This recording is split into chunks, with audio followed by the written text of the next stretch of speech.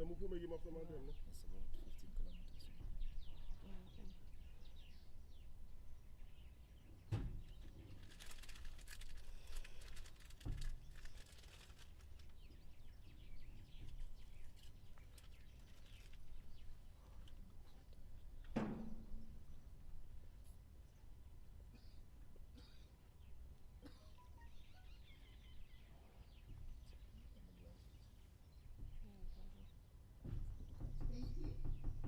We'll now continue the national anthems, starting with Tanzania and lastly Namibia.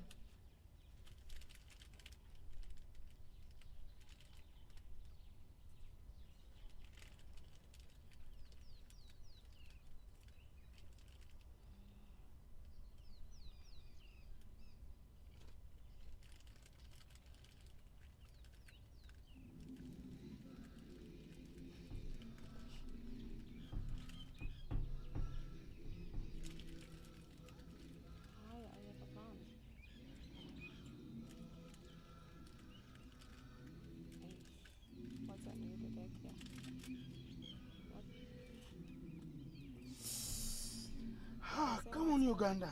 Fucking hell. I'm saying what time will you be back? Are you guys covering this? Which vision?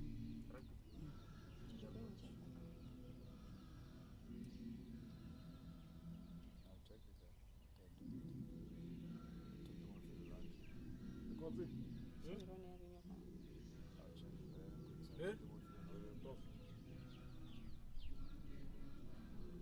Tanzania? The machine washed them, so I asked my neighbor to Mlilo. Mlilo wenze? Unawo na.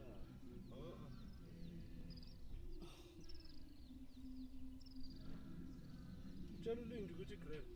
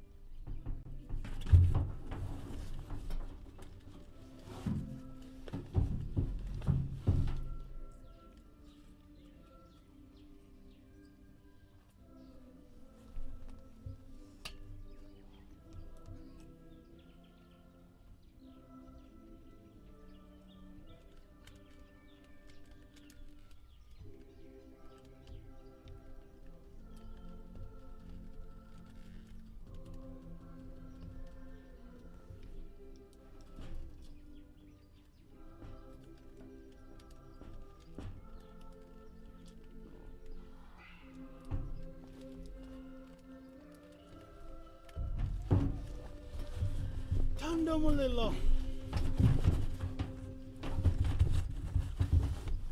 Where's my vitamin?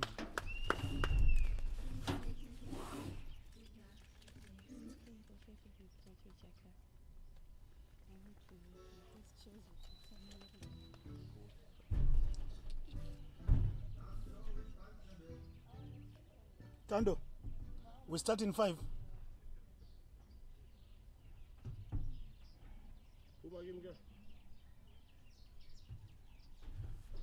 Sharp. Oh, wait, I'm looking for the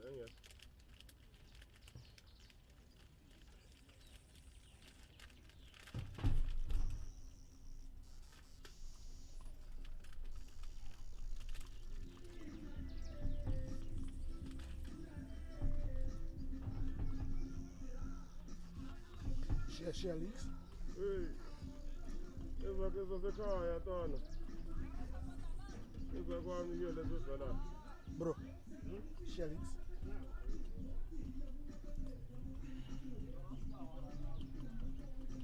Bra, they say bra. What do they say bra? What do they say bra? Bra is this one.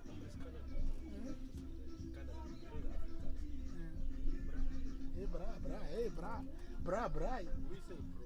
Bro, eh? Bra. Hey bra, we're going for the bride. Hey bra.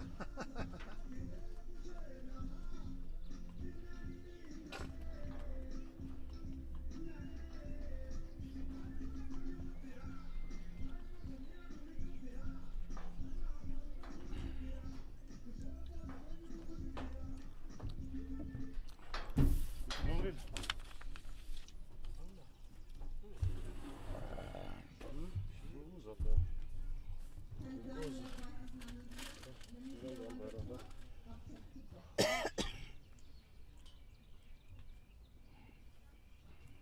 Ladies and gentlemen, the ICC would like to remind respected players, racist, homophobic, or other abusive conduct, language will not be tolerated, shall result in ejection from the venue and the imposition of sanctions, Pardon? including possible criminal Now, eh? prosecution. Let me check now. I sent you the one for later on. Hey.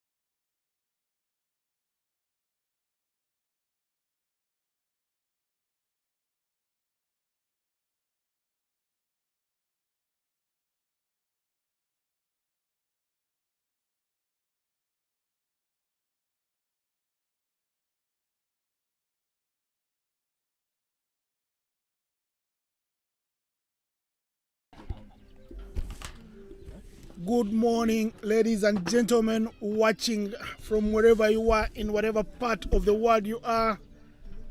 We believe we are also live on many other planets. But welcome to Habarone. We said Dumela. Once upon a time, there were 9. Now there are only 4 left. It is the business end of the tournament. And here we are. It is Tanzania up against Namibia. Guess what happened in the middle? Eden Van Zyl won the toss. And she said she will have a bat. Tanzania are in the park. It's a toss. Their captain told me she would have loved to lose. She did lose the toss. But for Namibia, they are pumping up themselves to deliver a score they can defend.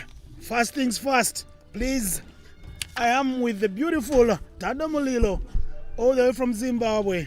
Tando, please take us through the playing 11 for Tanzania.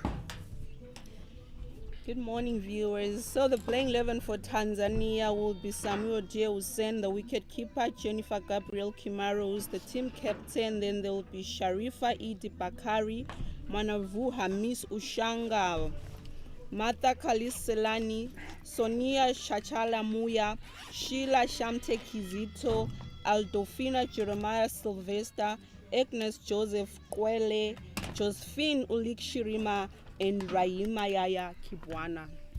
Very well said.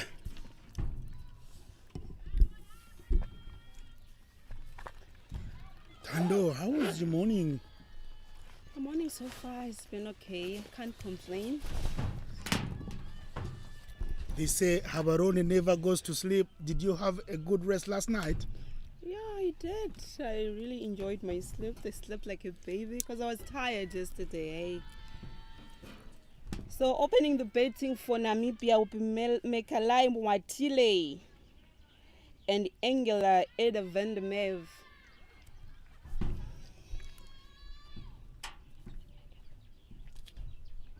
And here is Agnes Joseph Kwele. Let's open things up here for signs are not early signs do show that the wicket will be double paced for the first power play. I believe that ball keeping a tad too low. Mekele Mwatile having to put bat to it at a lower level than should have anticipated it to play.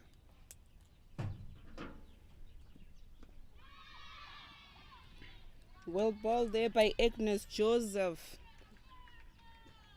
Running in from the dark pod end. I love the way you said it earlier. Once upon a time there were 9 teams. And today we only have 4 teams in the semi-finals. This being the first semi-final in the tournament. That's the only thing that took me to school when I was a youngster. The teachers always had those beautiful tales in the morning of Mr. Hare and Haina, the trickery between the two. And here I tell you, it's the battle between Southern Africa and East Africa, and there are 2 East African umpires standing in to this beautiful one. Patrick Makumbi Musoke from Uganda, and on the leg side is Isaac Oyeko from Kenya. The scoreboard gets ticking in earnest. 1 run on the board. Mwatile, after looking at 3 deliveries, she says, I'll have a go. A little dab to the point area and off the set for a quick one. Yeah, so we saw Namibia scoring their highest total in the tournament of 191. Do you think they will be able to score such a Hit very hard. That is Angel van der Merwe in full flow.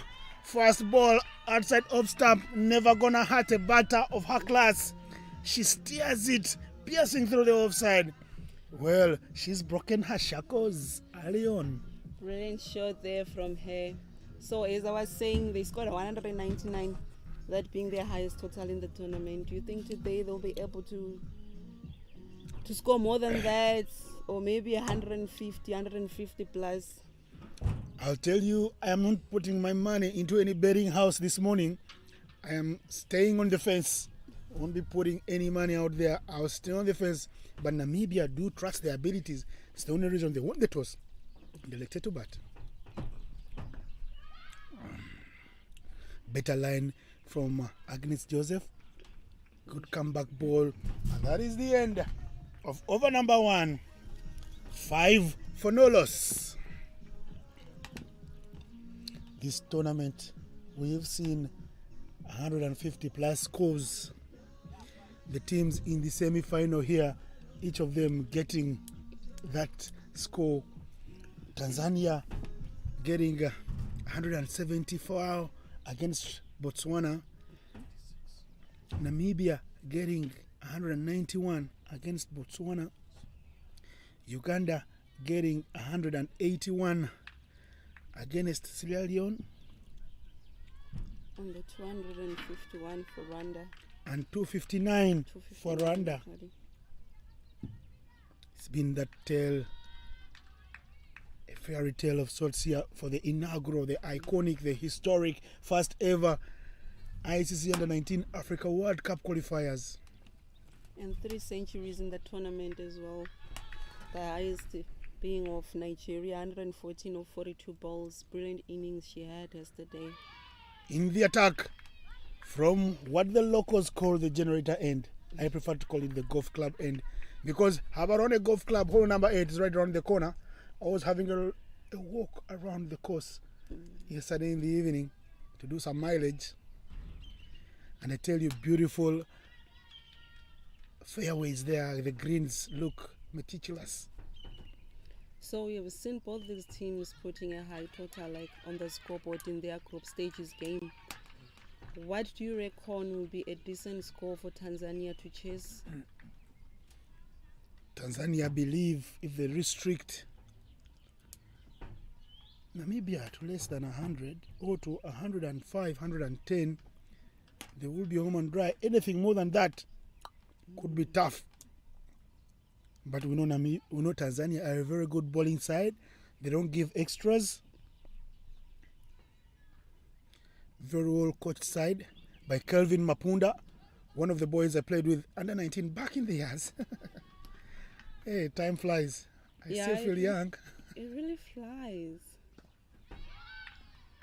Etel Van Zel, Angela Van der Merwe must have been the one player who told the captain, I would like to have a bat in the morning before I run after the leather in the field.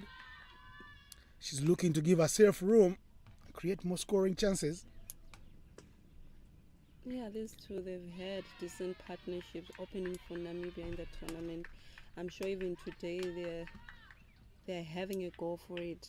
They have to set a good foundation for the other incoming batsmen if they want to put a decent score on the scoreboard. There's no two ways about it. They've got to give it a go. Runs on board, and whichever runs you get, they do create pressure for the other team. Hit high up and above. Chance for a catch. No. Could have been taken. She had a finger on it. It doesn't cross the boundary, and that is the shorter boundary. Angela Van der Merwe getting a second chance early on in an innings. That goes down as a dropped chance. Right. Anywhere in the cricketing books. Could be a tough one, yes, but it is dropped. It is dropped indeed. It's a chance that Tanzania should have taken earlier on in the innings. I hope they won't cry foul at the end of the game. Onto the leg side. No chance to run there. Mekalia Mwatile should start calling a little louder. And the beautiful Sonia Tachala Moya bowls a very beautiful first over. She only gives her 3 runs. The score is 8 for no loss. Beautiful things happening here as we go into the business end of the tournament. It shows you we have business women playing. No extras yet. Miserable bowling from them. Exactly, decent bowling from Tanzania, meaning that Namibian batters have to put something on the scoreboard from the bat. It's not going to be easy for them today.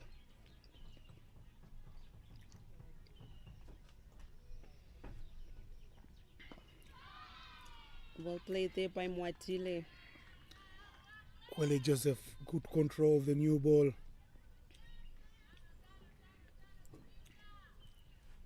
Yeah, so yesterday we discussing with my other commentators when we were doing the Nigeria Malawi game. Like if we were to select the 11 in this tournament, I think we would have a strong team for Africa under 19. Are you suggesting that Africa should field the associate nations, so from Zim and South Africa, should field 1-11 in the World Cup? That could be quite an interesting game. Don't you think? And they could go on all the way and shock the world, win that first ever World Cup in Port and Benoni. There's lots of talent we've seen here over the past week. Hit very hard, but the wrist protection this time round. The sweeper chipping in a good throw. One bounce, like the coaches say, to the keeper's hands. Talking about the World Cups and our combined teams, the first ever ICC World Cup for the men in 1975 in England had a combined East African team. 2 Ugandans in that team. One of them is a presidential advisor now. One remains a legend. Okay, I didn't know about that. Thanks for educating me. Yeah, things have happened. And well, Uganda have gone on to become an associate member. Malawi. So the South African team is no more. But that was interesting times as each country had to present its best to feature in that team. Okay. So what you're suggesting is actually not a far thought. It is a very big possibility. So in the afternoon, we're going to have Uganda taking on Rwanda. It's going to be very interesting match against those two. Shut off an LP, the umpire says not out. And we're done and dusted with 3 overs. The score is 10 for no loss. The power play is halfway done and dusted. Tanzania didn't win the toss, but they're applying the squeeze. You know, when I saw Namibia winning the toss, I thought they were going to bat first. To my surprise, they elected to bat. And then now things seems not to be going according to the plan, not going according, like, on their way. I mean, 3 overs, 10 runs on the scoreboard, 3 runs just going over, 3 runs per over, of which I feel they're not making use of their batting power play. Sonia Chachala Moya, easily the first person I would select on this best 11 or best 14 from this tournament, continues to dot away from the golf club end.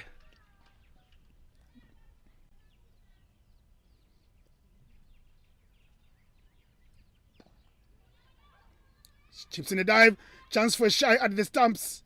A little too late from the fielder running across from mid-on.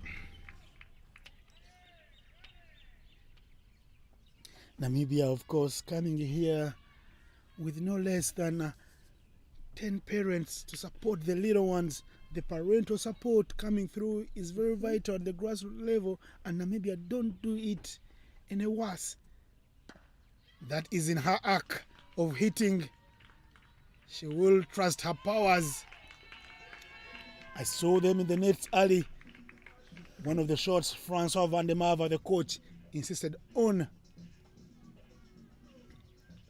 Yeah, hoping to see more of those shots from Mikelai Mwatile, her being the opening batter of Namibia and being the aggressive batter of the lineup, Namibian lineup.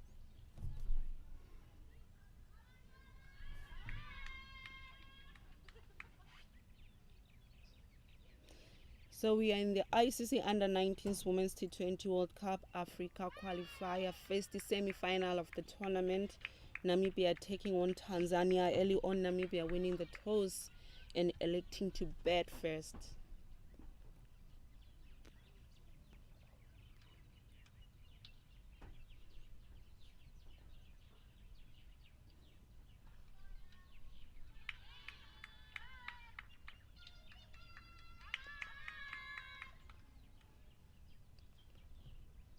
Tanzanian fielders, they seem to be so quiet.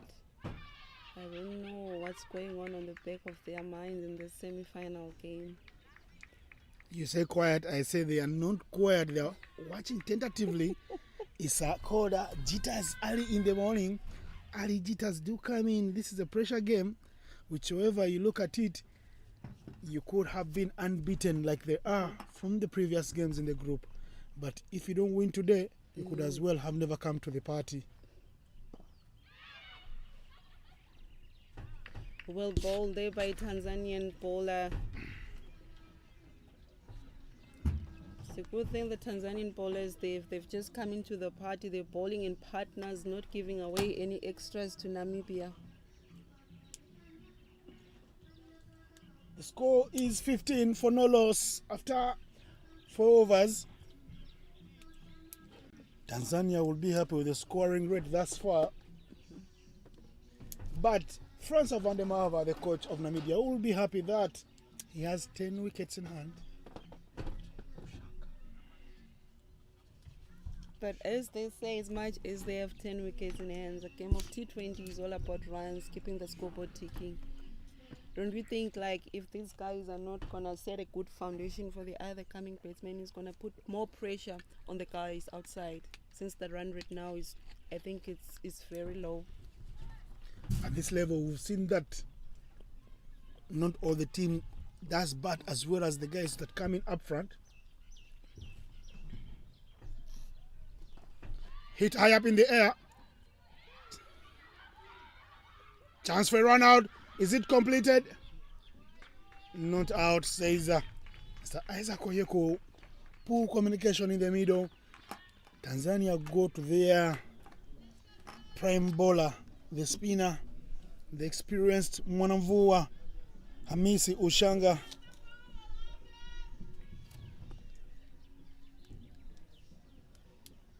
At this level, Tando, the people that come in number 6, 7, 8 don't have the batting abilities like the people who come in at the top.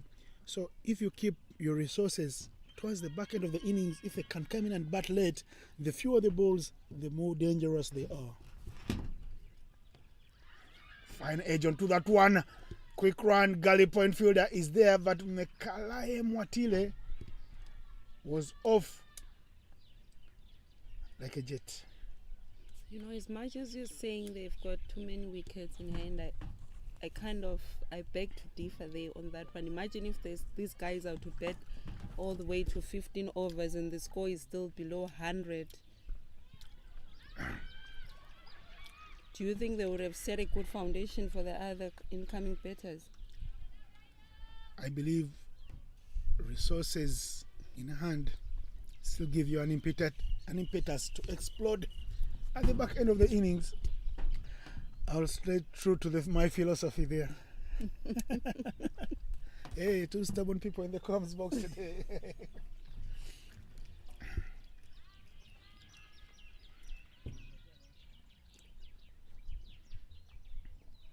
Swing across the line from Mwatile. She wants to. The fielding is good from the boundary rider. But you see the shot that she just played now, don't you think it's a pressure shot? Considering that the scoreboard is not ticking. Cut very hard. Good fielding from the deep point.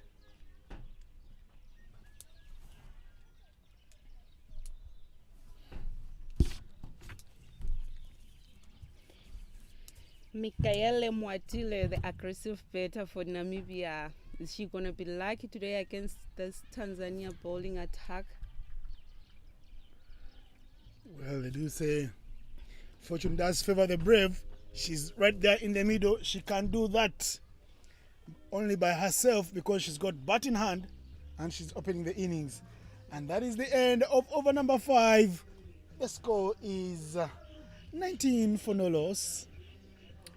They are moving at just under 4 runs per over. The dugout is calm, subtle. You look around, you see the other big players in the park there.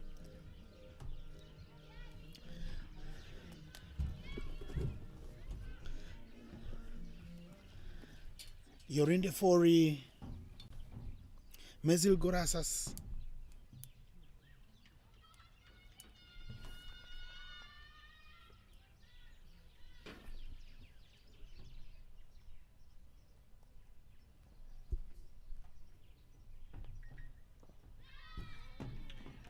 Right in the middle. Sheila Shamte Kizito into the attack from the Habarone Golf Club end. Hit high up in the air. Who wants it? Under it. Not a chance. Mekalaye Mwatile gets a second bite at the cherry. We saw Van der Merwe, tough chance given out. This was looked easier. Butterfingers up front.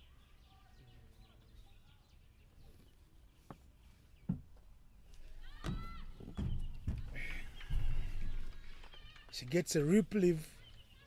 Mwatile. It was there for the taking by the fielder at mid-on. Hit high up in the skies.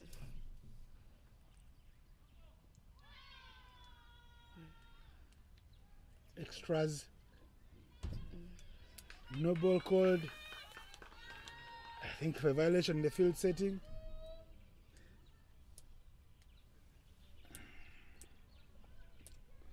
Chance for free hit.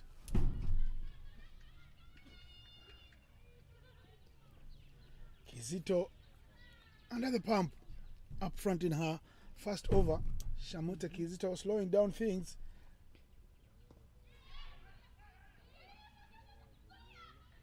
The free hit is not punished by Angela Van der Merwe.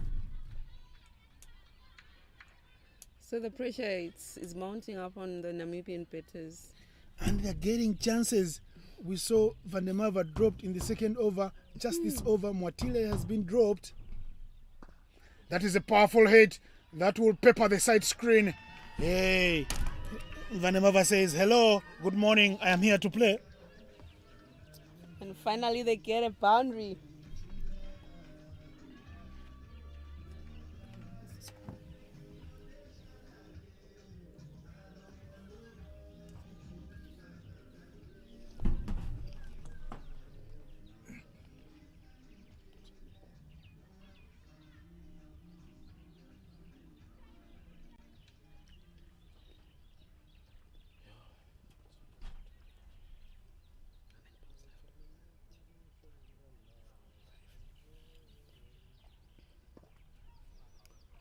Well played there by Van der Merwe. It runs all the way for 4 through the covers.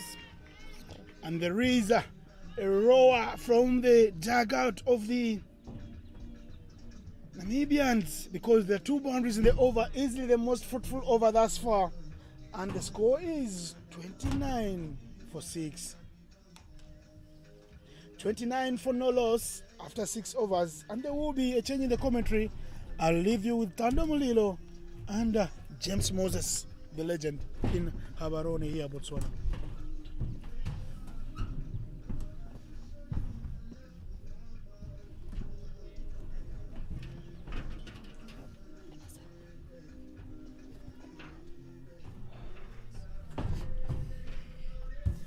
Good morning, Jay. Morning, Tand. Enjoying the game so far? Yeah, opening start is pretty slow, but from Namibian point of view, but I think Namibia is being very tactical.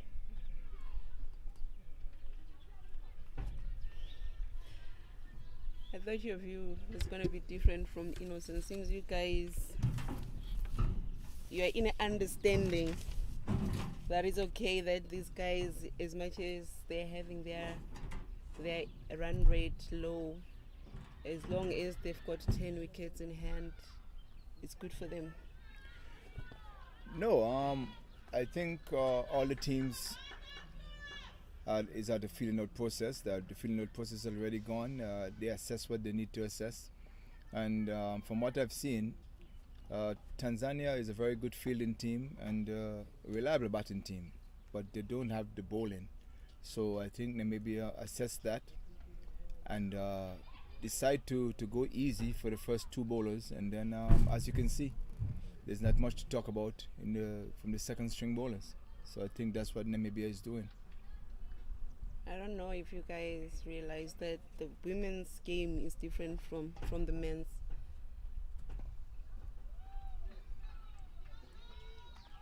And she pulls that one all the way for 4, bringing the score to 34 for no loss after 6.4 overs. So as I was saying, women's cricket, the way we play is different from the men's.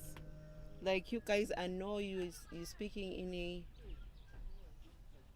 in the way that you men's play your T20 game, saying you've got 10 wickets in hand, you know your number 6, your number 7 can come and finish the game for you, hitting as many boundaries as they can. But when it comes to women, it's different. I don't know if you guys considered that as well.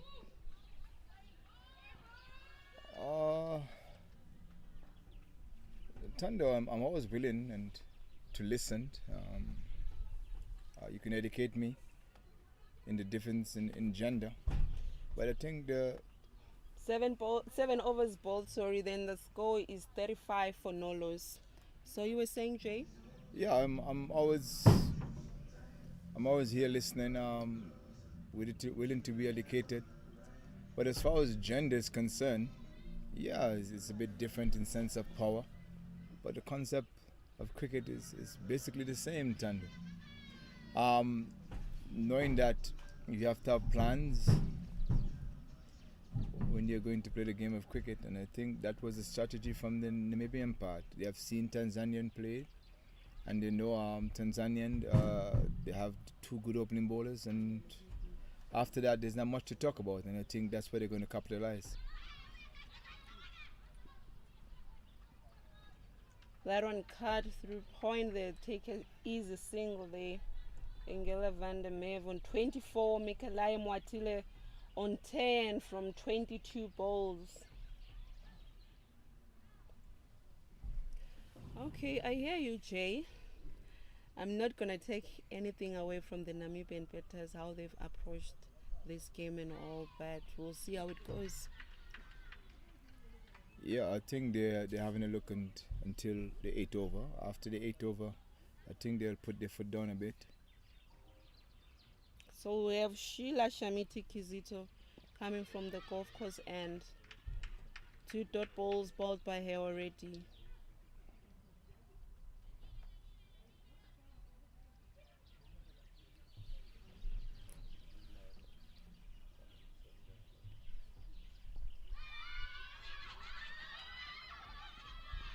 A missed run out there by Tanzania. You know, these guys, the batters, they've offered 2 chances, 2 dropped catches, now another missed run out. Don't you think they will cry foul at the end of the game, Tanzania? I don't know, maybe is it the nerves or something? I don't know what's happening with these fielders today. The feeling is not too bad from the Tanzanians. A little bit undecisive, but it's the semi-finals. What can you say, Tan?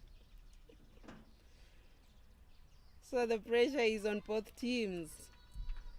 They all want to go through to the finals of this tournament. What are your thoughts on where Namibia wants to be at particular overs and the final total? I think Namibia is really playing this strategy right. Tanzania, I think, have averaged just about 120 runs. And Namibia averages 148 or something around that. So Namibia was thinking, now if we get 150 on the board, we can defend that. And how do we get 150 on the board? By playing it session by session. But at the rate that they're going now, do you think they will get to 150? Because from how I see it now, these batters, they're just playing it too carefully, don't you think? Yeah, maybe they're a bit too careful, but also the wicket is very slow and low. And remember, it would only get worse when Tanzania goes to bat as well. So the element from the point of view that the runs is not coming. Remember, Tanzania still has to bat, and Namibia still has at least 3 other good batsmen in the shed there.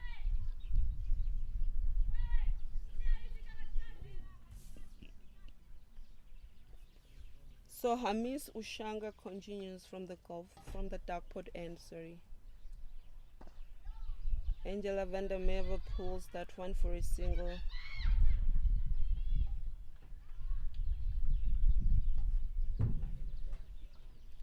Thunder, the energy level is a bit low. I don't know if it's the pressure that is on Tanzania. Obviously, it's the pressure. Both teams want to go play in the finals of this tournament, Jay. So they try by all means the mistakes that they're going to make today. I'm sure they're trying to cut them down as much as they can. As you can see from their bowling perspective, they've got less stress. That the bowlers came in and they're so disciplined. They want Namibia batters to work for their runs. Yes, and you're right. That goes back to what I was saying in sense of tactics. Namibian have the last game. They've given about 10 job catches the last time. I think they're trying to cut down on most of that this time. So far, it's just 1 job catch and we can say 2 close chances.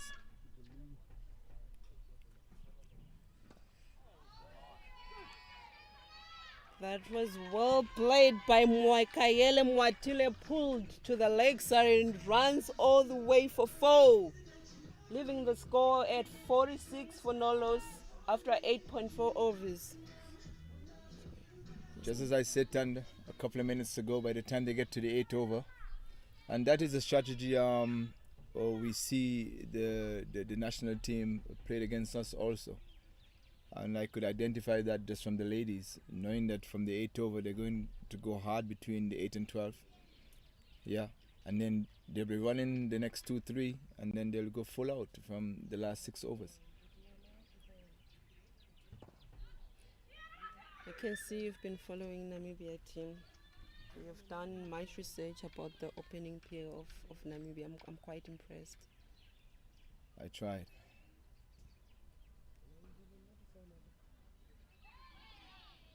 Well bowled there by Ushanga. Good comeback from that boundary 4 that she got hit in the previous ball.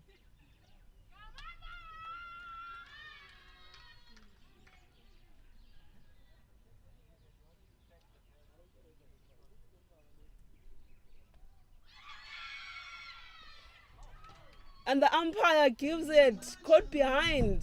That was going wide, Jay. I don't know what's happened there, but the batter seems to stand for a little while. Maybe it was a noise from somewhere, but the umpire seems very positive about that decision they'd made there. Yeah, it was caught behind, going after a wide ball. It says it all. The batters are now under pressure. They're realizing the scoreboard hasn't been ticking. I mean, they haven't used their power play. And now the wicket of Mwatile falls down. And that brings the end of the innings of Mwakayele Mwatile, bringing the score to 46 for 1 after 9 overs bowled in the innings.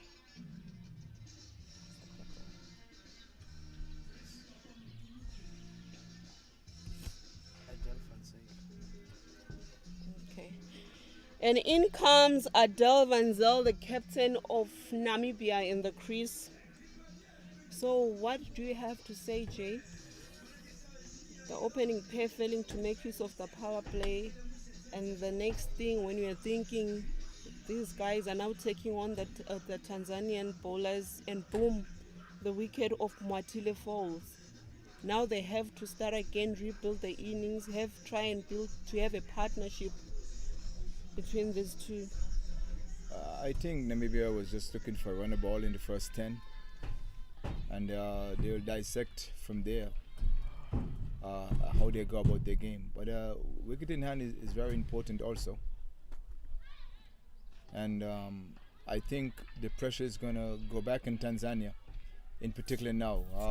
The captain is in, and I think this is where the pressure starts. think they'll be looking, as I said, for the first 10, 60 runs. Maybe they wouldn't get there, but now you'll start see the bats, the willow flying now. So Sheila Shante Kizito coming from the golf course end. That was well played by the captain there. Straight to the ball, and the bowler misfielding it, and they take a single, bringing the score to 48 for 1 after 9.1 overs.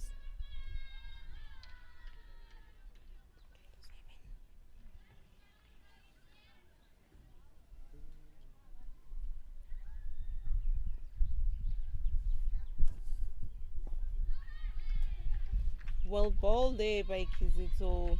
Well played. Good cricket all round.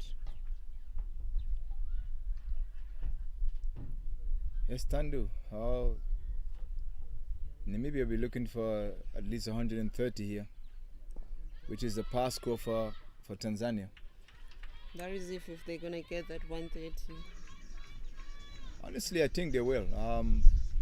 They still have two good batters in the shed there. I think they can get to 130.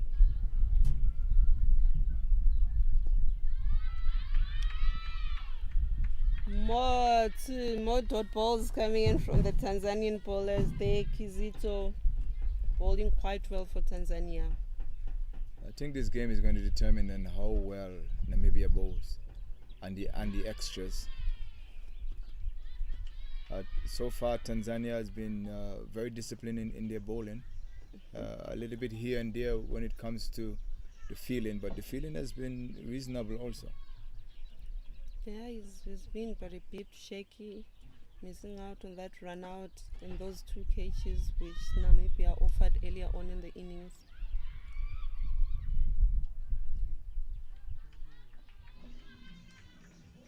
Ten overs bowled. The score is 49 for 1.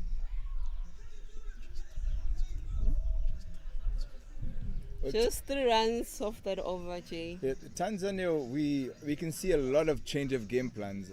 Early on in the tournament, Tanzania had set game plans. Certain bowlers came on and bowled the first 4 overs. Certain bowlers bowled the 2 overs, but now we can see they're chopping and changing. And I'm sure in the next 2 overs they'll bring back their strike bowlers. This would just be psychological for Namibia if they have to bring back their strike bowlers. Exactly. That to show Namibia is doing what they plan to do in the first place. And I like the way the Tanzanian captain is rotating your bowlers. And each and every bowler who's coming to bowl for Tanzania is very decent. They're disciplined, not giving away many extras in this innings. That's a big positive for them so far. Yeah, well, let's see what Captain Van Zyl is, her approach in this over. That's a good ball. Shouts for an LB and the umpire says not out. That was a close one, I can tell you.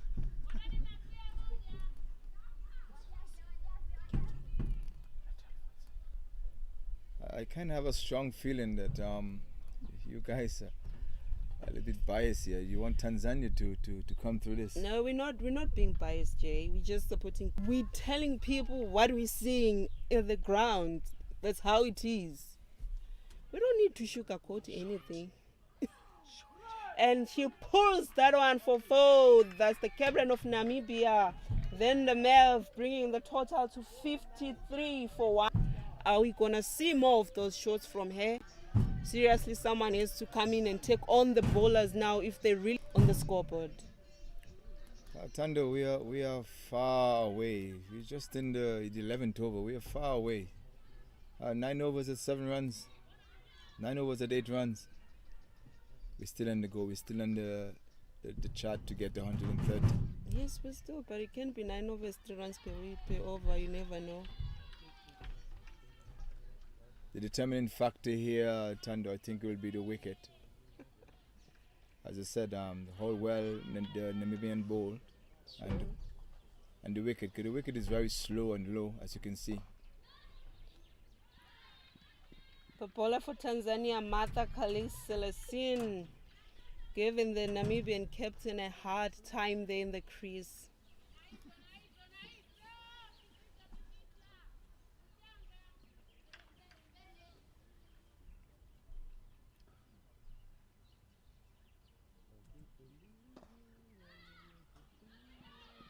Well bowled there by Martha Celestine. Can't help but to notice that Tanzania is a bit low. I'm wondering why. Usually they're very vocal on the field.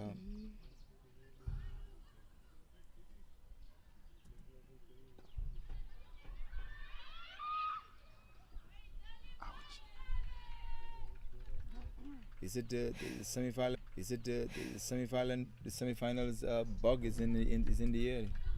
I think so. 11 overs ball, 54 for 1.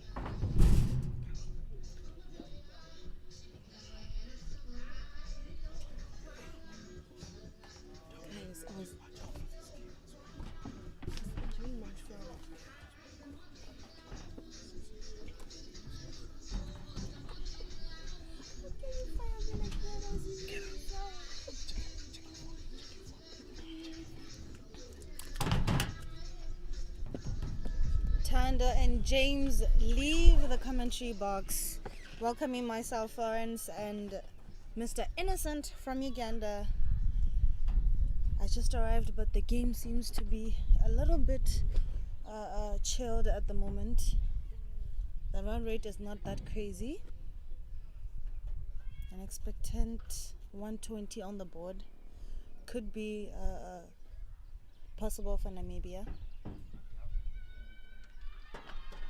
That's what they need. That's what they must get. Or else they will be bowling to a very low score.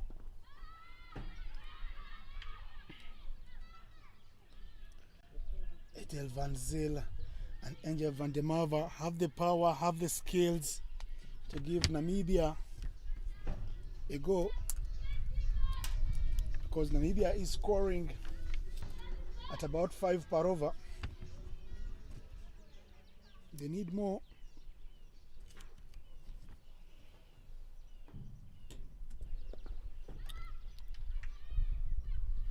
That was a good shot from the captain, but it was also a good pickup there from mid-wicket. Hit over the top, over the infield. They run very hard for the first one. They won't get the second one. I don't know if it's because it's the semi-finals, but everybody seems calm today. You need to reserve the energies to do the hard work. That is fielding, bowling and batting. And it's a pressure game, whichever you look at it. The Tanzanian field are still finding some voice on the park. Van der Merwe has gone about business almost a run a ball. She's got 27 from 26. Good strike rate there, 103. Adele Van Zyl, the skipper, coming in, and she's got 7 from 14. Just one delivery. Hit high up in the air. Who wants it? They won't even take the single. The Tanzanian bowlers and the captain, Jennifer Gabriel Kimaro, have been slowing down things here. Bowling spin and more spin. Sheila Shamite Kizito with a beautiful name of a saint. Kizito with a beautiful name of a saint. Celebrated in East Africa on June 3rd. Kizito doing the hard work for Team Tanzania. That is, we'll find the gap but will not cross the boundary rope. They're dealing in singles. I don't know if this is the plan. That is the end of the 12th over. 7 runs in that over. I have to say that's very dangerous for Tanzania. The middle overs, usually that's where the batting team tends to score the most, because they've already gotten used to the pitch and they've already gotten a little bit of confidence to have been there in the middle after the first power play. So Tanzania needs to be very careful and not relax any much as Namibia wanting to be aggressive as much as they could. 56 for 1 after 12. They have 9 wickets in hand. I shudder to think what Flores would be planning to do if it was you out there in the middle playing for Botswana. What would be the game plan? Honestly, the game plan would keep them anything below run a ball, but playing ball by ball is definitely amazing. And there she was looking to do exactly what he was trying to say. Hit hard over the top. She perishes. Angel van der Merwe. Big wicket for the Tanzanians. Tanzania would be very happy with the dismissal of Van der Merwe, but they have to be careful as the next batter coming in is somebody that has already played for the senior team, and she has not scored that much in this tournament, so she's looking to make sure that she makes a mark on this game. See if she can push Namibia to the final power play of this match. That was the delivery. Bullseye is what she went for as Van der Merwe went swinging hard at one that was right in the middle. But her departure brings another talented player, Mezel Gorasas. Gorasas is in the middle. We know her to be a capable batter. She broke many Ugandan hearts in April during the Capricorn Tri-Series in Windhoek, hitting 21 of one of Uganda's pace bowlers at the death. We know her for good leg spin. She has been keeping wickets this tournament. And she's very quick between the wickets, so a run out is definitely not in question for her. Martha Kaliste Celestine continuing to operate from the university end.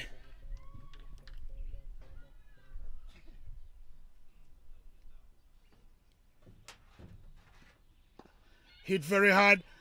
Does it find the gap? The backup is good from Agnes Joseph Kwala. This is your third match against Tanzania. And you're still saying Been trying to help you with the click. I want to be doing the click. I'll leave the click to the Southern Africans. I don't want to mess up my esophagus. It is color for you there in the center. And it just goes above a mid wicket and they manage to score.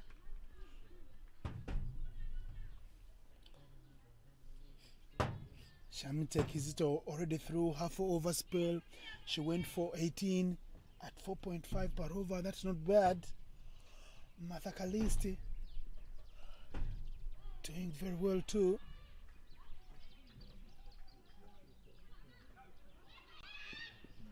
The misfield gives them 2. They rise to the occasion and sense there's a chance for a second and they run through. Unnecessary there. It was definitely unnecessary. The bowler should have just taken that and continued back to her markup. But it is good for Namibia managing to squeeze another single there.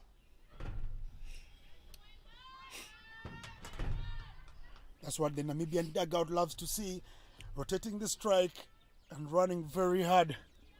It's the end of over number 13. 61 for 2. 7 overs left in this innings. 7 overs is 42 balls. If they get 42 balls and they get 42 runs from the 42 balls and the total score there will be 103, will that be enough? We already saw Tanzania putting 115 on the board yesterday with Rwanda only needing 116 to win. Tanzania winning it with only 1 ball remaining and a good way to end the game with a wicket. So 103 would definitely not be a hard task for Tanzania. So Namibia definitely has to push forward and over 120 if they're looking for a chance to go to the finals here. They are 61 for 2. We know they have firepower in their dugout. The Tanzanians, though, are not giving them too much to hit. There are not so many boundary balls being bowled here. That is fine edge of it. They run through hard for one. I believe that is the plan. Run the first one fast. Give yourself a chance to run every ball, because dot balls hurt you and bring you under more pressure. Definitely, and I don't know if Tanzania has noticed, but with Horace's, she has been clipping the ball in between third man, gully and point. So it would be an idea for Tanzania to close up that area when she bats. She goes over the top, hitting very hard. Gorasas will be coming back for the second. Yes, she is. And she is home, safe and dry. I did tell you when she came in that she is definitely fast between the wickets. She's definitely going to be pushing her teammate there at the center to make those twos as much as possible.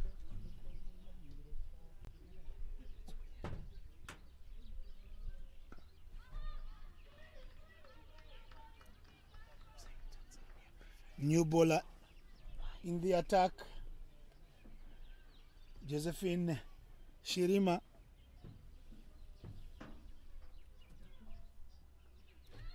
She hits it in the vacant region. Gorasas will want to the second, but the throw will be to the keeper's end this time round. Something they've been missing out on. More throws to the keeper, safer, because it's not the first Gorasas running there. It is Edel Van Zyl, the skipper, who doesn't have jet heels like Gorasas. She is a bit slow, so it would have been a runner chance if she wanted to take that double. She goes over the top. She can't clean that one. Just one bounce to the bowler. Gorasas doing exactly what she was sent to do. She's striking it at 100%. She's got 6 from 6 without even a boundary. She's scored off every ball she's faced. Big hit. There's a call for 2 again. Gorasas goes. Keeper is told to help out. Direct hit would have had them in business. Definitely. Van Zyl is a bit slower, so if it was definitely in the hands of the keeper without that one bounce, that would have been a wicket for Tanzania. And that is the end of over number 14. The score is 68 for 2. Namibia have wickets in hand. Tanzania are keeping the score very interesting, giving themselves a chance to dream differently, to dream into the final, because the final is the money game. Right here we're doing the business. We know the profits will come in the final. What is the plan? Can you be my ears in the dressing room of the Namibians? Be that fly on the wall. Hit high over the top. That will travel. Just 2 bounces and crosses the boundary. Agnes Joseph had a chance to stop that one. Gorasas seeing her standing at 30 yards and saying, I'll pump up myself to go over the top. She gets a boundary up front in the over, setting Mafakalisti Salasini on the back foot there. The fielders stay back. Namibia seems to be fast tracking the game right now, so it would definitely be a good idea for Tanzania to have a game-changing moment right now. There she goes again. She runs. Van Zyl didn't run. The keeper should have been given the ball. It's always an obvious tactic for every team to throw at the slower end of the batter. It's really surprising, but with Tanzania, they're really trying their hard to get Gorasas out, because she is faster and she is pushing Van Zyl to come back for those twos. Hit very hard back to the bowler. Chance for a run out call. Mathakalisti Selasini dying a little for our country there. If she'd missed that one, it was going to be running all the way to under our noses. Hit very hard back to her. A run out chance. Mr. Umpire Patrick Makumbi says not out. If Garasis had been a little bit later in going back, it would have been a wicket.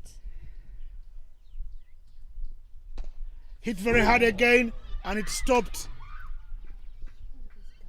Another chance goes down, but I prefer to call that one a save. It is a great effort from the bowler. That catch was definitely wider from her, but she still managed to throw her body down and to try to get that catch for her team, but unfortunately it was all in vain. Van Zyl is a power hitter. She's going hard and harder.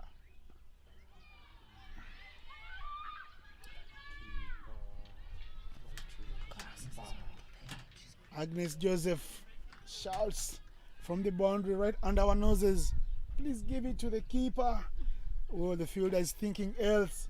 It's in the bowler's hand, and Gorasas is running like she has an appointment at the hotel.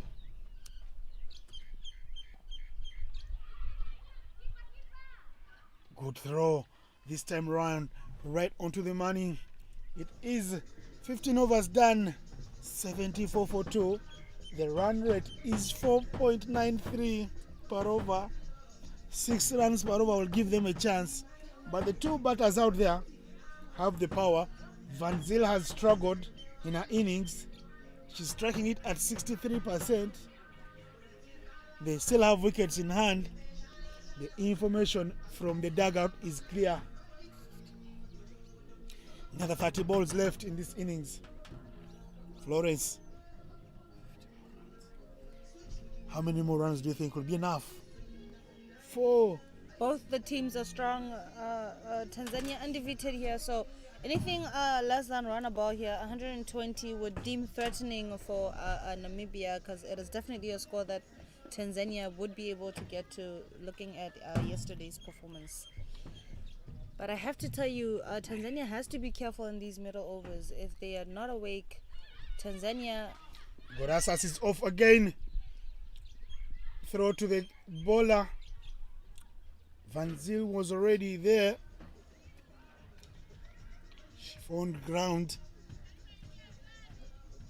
because Gorasas is urging her to run harder. Hard running will give them extra runs that their bowlers can work with. She goes across the line, big heave, and the misfield comes in because that ball kept spinning away and drifting away from the fielder. Hit right under the heart that is housing the Tanzanian technical team and reserve fielders. And the upper end is definitely where the ball tends to turn a lot. So the fielders at the boundary by the upper end have to be careful with the turn of the ball after it bounces. And there she survives. She's out, stamped. Mezel Gorasas was looking like $1 million bucks. She got 15 runs from 11 balls. 2 beautiful boundaries. You get dismissed after boundary, any coach would go hard at you because you had a chance to get a single and rotate the strike. Gorasas didn't back up herself to play another delivery in the right way. She could have been there in the last 4 overs and given her team a chance, but she perishes with the allure of quick runs high on the menu for Namibia. You're right, and with the way she got out, she was swinging very hard. It looked like it was going to hit all the way to the cow corner, but a great effort from the keeper there. She was very quick with her hands, and she managed to take the troublemaking grasses out for Tanzania.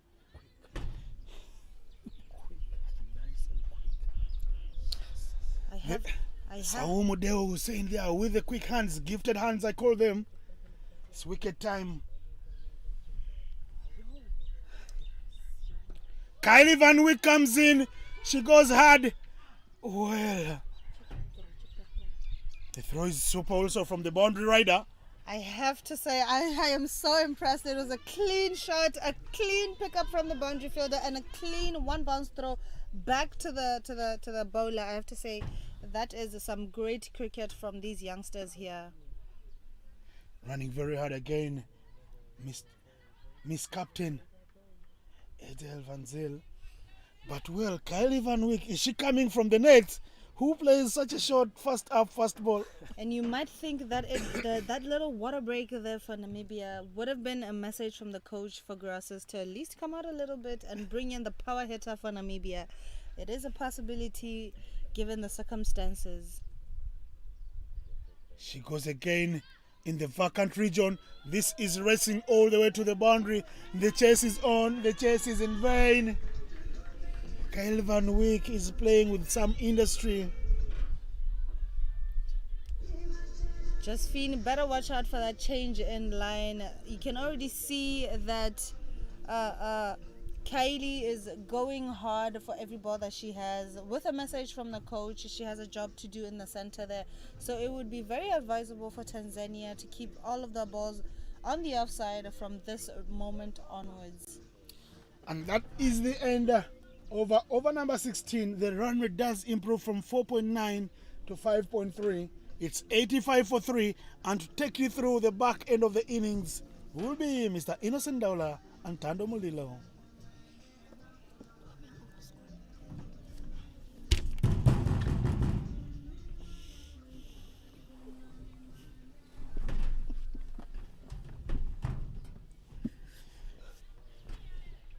Tando will come back. Kwale is back in the building.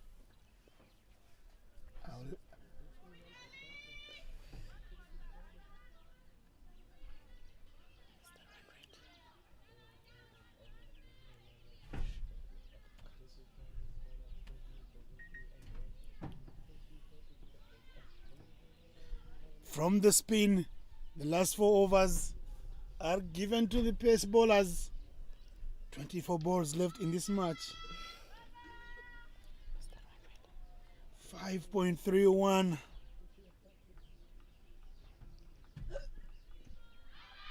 Right in the middle, that will not be not out because the bowler is wise. As the batter looks to create room, she follows her. Van Zyl still there, working hard for her team. She really has to. She really has to, Innocent. I can see even their run rate has kind of went up a little bit, of which that's a big positive for the Namibian batters, considering that we are now in the last 4 overs of the innings. The scoreboard has to tick. Smart bowling from Agnes, not giving the batter room to swing her arms, because I tell you, Van Zyl has one thing going on in her mind. She wants to throw the kitchen sink at the bowler. Exactly. Something that I've noticed with the Namibian batters, anything that has width, they send you over the ropes.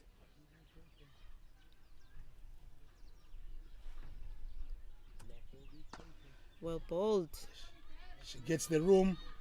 The long barrier is good. They're running back for the second. Will they be home and dry? Oh. The miss. It's missed, and they have a chance to run for a third one. Throw, 1 run short. Umpire Patrick Makumbi from Uganda. Pressure. That's when you see the batters running short runs. That's the pressure on its own. That's the sign of pressure from the betting side. Yeah, so as I was saying, anything with width, if you bowl to the Namibian batters, it goes over the rope. So I'm sure these Tanzanian batters... Good catch taken. Right there by Tanzania. They get the big wicket of Adele Van Zyl. Kwele strikes. She's been the standout bowler in the park for the East Africans. She's bowled 2.4 overs, gone for 7 runs, and now she picks up her first wicket. We saw her miserly spell. She comes back for the second spell and strikes. Wicket time. Captain got to go back to the heart. But someone else. Jorinda Foray into the crease for Namibia. We see this bowler from Tanzania. She's bowling very well. Wicket at the block hole, aiming for the pads that were in the last few overs of this innings.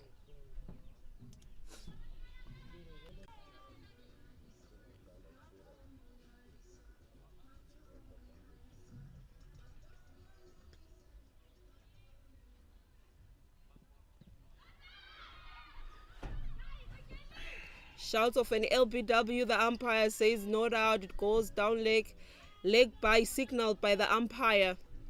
Jorinda Foray will stay on 0, but she'll rotate strike. The bowling, Kwele bowling into her legs.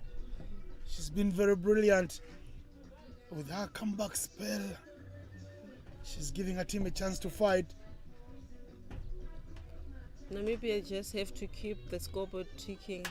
Even if they're not getting the boundaries that they would have loved to get in the last 3 overs, at least if they rotate strike, take the singles, just drop it, they can keep the scoreboard ticking for them to put on a decent score on the scoreboard, maybe 120, 130. 120, 130 is a hard ask if you ask me now, because Sonia Chachala Muya is back from the golf club and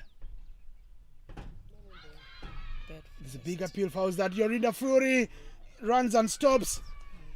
She has her partner in trouble. Calvin Wick is going to take a quick shower before the second innings run out because of poor communication between Jorinda Foray and her. She's not very happy as she trudges off the park. Wickets are falling here. You ask for 120, 130, impossible at this time because they're running out of resources in balls. They have wickets in hand, 5 wickets in hand, but they're running out of balls to play. I wish they could get to the 3 magical figures, the coveted 3 figures, the 100 plus. Any run after 100, I believe, will be a victory margin for them now. Yeah, it will be. Like I said earlier on in the innings, when I say these guys, they're failing to make use of their power play, it's going to hound them at the end of their innings. And that's exactly what is happening now. Wickets are falling.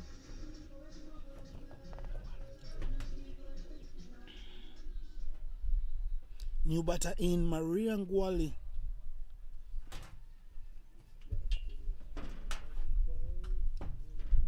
Maria, is she going to take on the bowlers? Ball top of off. Super Bowl up front is business. Showtime. Tanzania have their tails wagging.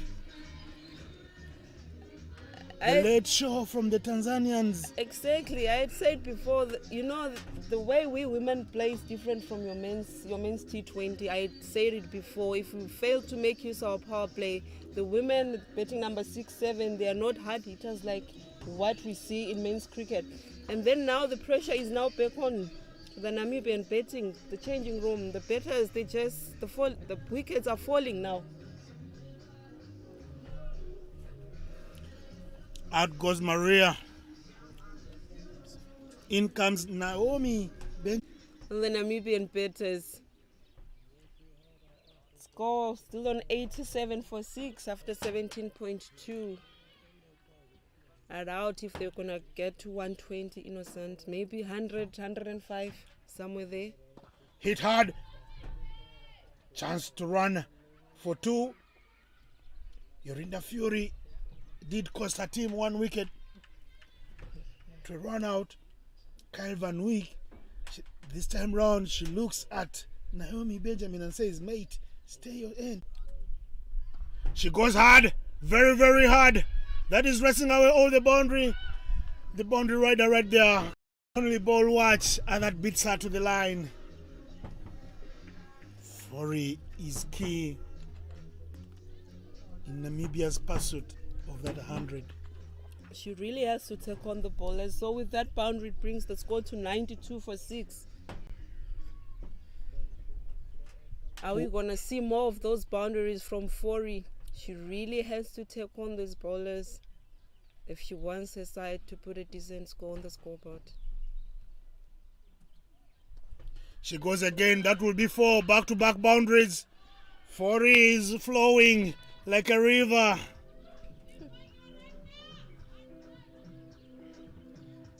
And the 100 is in vicinity now. 96 for 6 after 17.5. 2 bad balls from Sonia Chachala Muya. She knows that very well.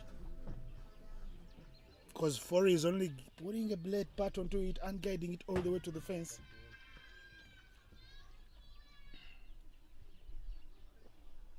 Namibia thrive on poor bowling and they have scored boundaries every time. She goes harder this time. Does it beat the fielder? They're running hard for the second. The throw is on. Sonia stops it. They get 2 runs in the over. 10 runs. Make it 11 runs in the over. 98 for 6 after 18. 12 balls remaining. Can they get 20 runs and give us a game in the second innings? And we've seen Yorinda Fury is playing with some fury. Yeah, the bowlers of Tanzania now, they really have to be very disciplined in those last 2 overs of the innings. Agnes Joseph coming from the dark pod, and is she going to deliver for Tanzania? Is she going to strike? Is she going to restrict them? The 100 is up. Hitting very hard again. And a good stop from that short mid-wicket. Mathakalisti Selasini.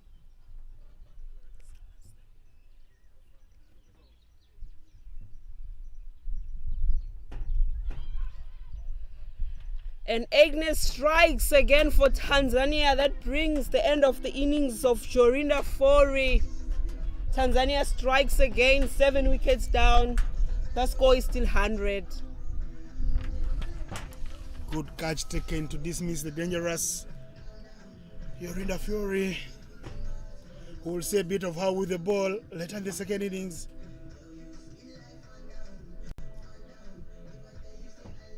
She has some words of advice to the incoming batter, Kylie Nell. Kylie Nell will run on. No time to waste in the innings.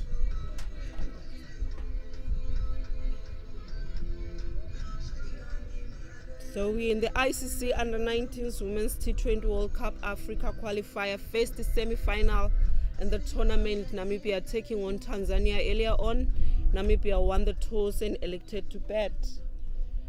Namibia are on 100 for 7 after 18.4 overs. 8 balls remaining in this innings.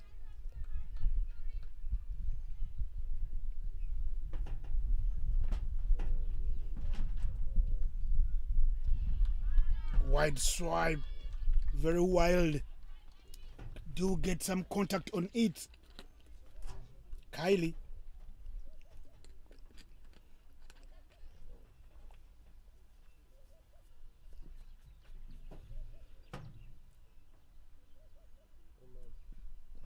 Hit high up in the air. The keeper takes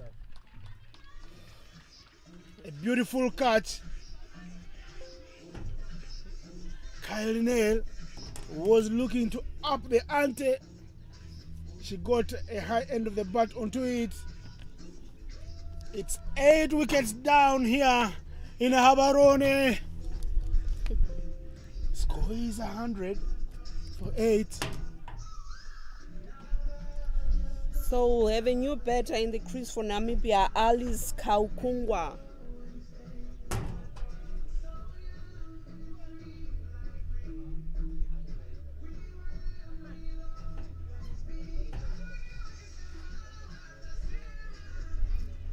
As we had said earlier on, once upon a time, there were 9 teams in this tournament, but only 4 have remained. First semi-final, Namibia taking on Tanzania. The second one will have it in the afternoon, Uganda taking on Rwanda. 100 for 8 after 19 overs. We're into the last overs as the sounds of Bruce Melody, Sawa Sawa come through. Sawasawa meaning everything is okay, and everything is okay for Tanzania as for now, because they have number 10 out there in the middle. The DJ has been on fire this week. I'm sure he's been reminding you of home in Uganda. I've heard you guys, you enjoy every day, you party every day. There's no weekend in Uganda. Monday is a weekend. Good shot. If that beats her, could be 2. But Wubi won. The fielding has been good from the boundary. People in Uganda party like the people in Bulawayo, where it is the city of queens and kings. I enjoyed my time in Bulawayo 2 months ago. Hey, at the boundary, it happens. I'm glad you enjoyed your stay in Zim.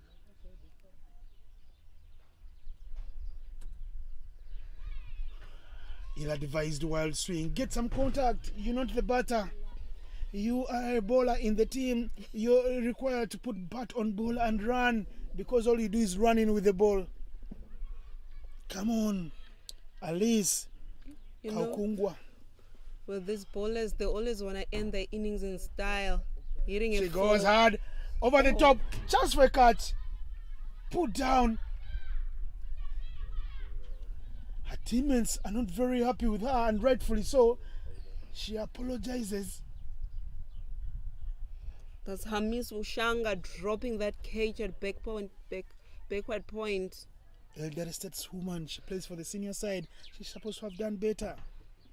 Exactly. If she's playing for the senior team, she has to lead by example, you know.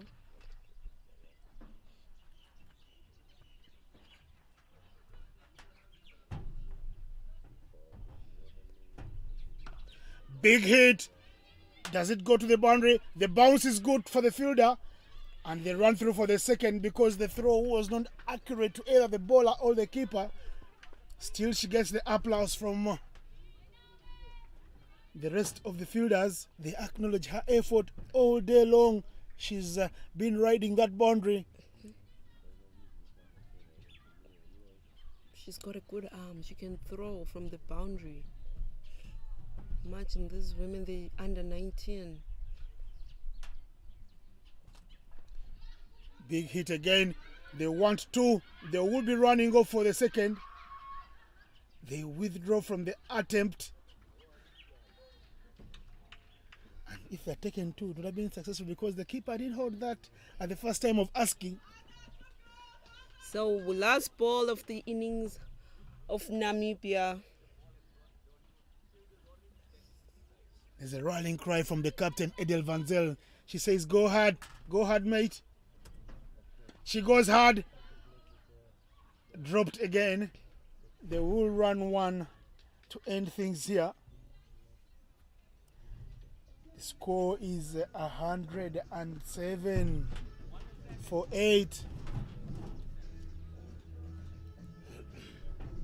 It's what Namibia get. The Southern Africans won the toss, elected to bat first. They have been given a couple of boundary balls that they have punished. The bowling has been tight, but they got 100. I believe 100 is a very good score to defend in such a tournament, in such a game. It's the semi-final we wanted. It's the semi-final we got. East Africa versus Southern Africa. The Southern Africans are closer to South Africa where the World Cup is, but the East Africans think they will be boarding the Airbus all the way to South Africa, to the Rainbow Nation. But well, there's a lot of to do in the second innings.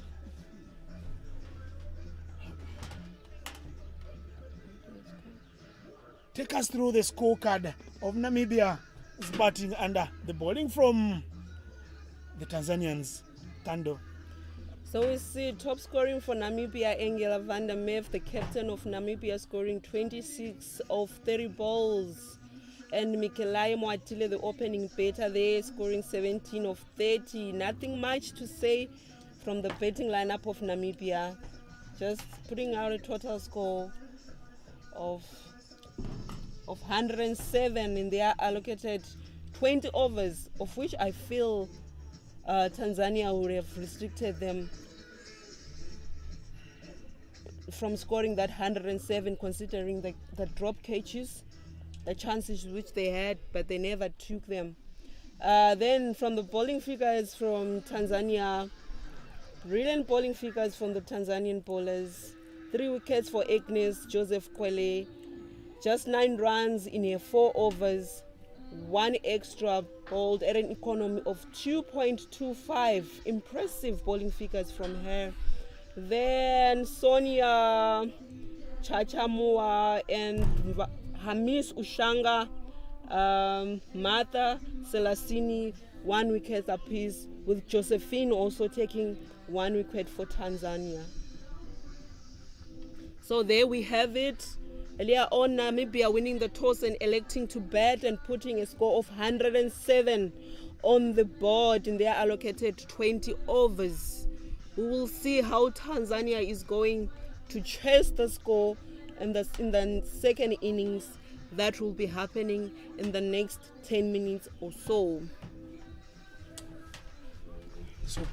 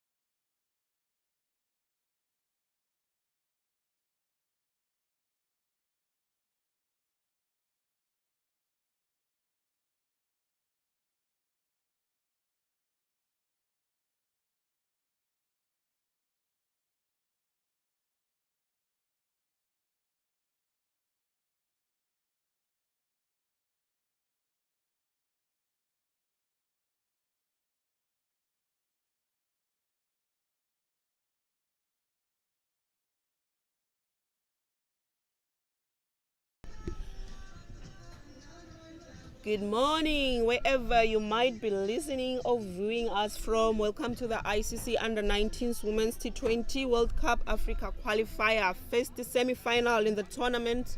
Namibia taking on Tanzania. Earlier on, Namibia won the toss and elected to bat, putting a score of 107 on the board.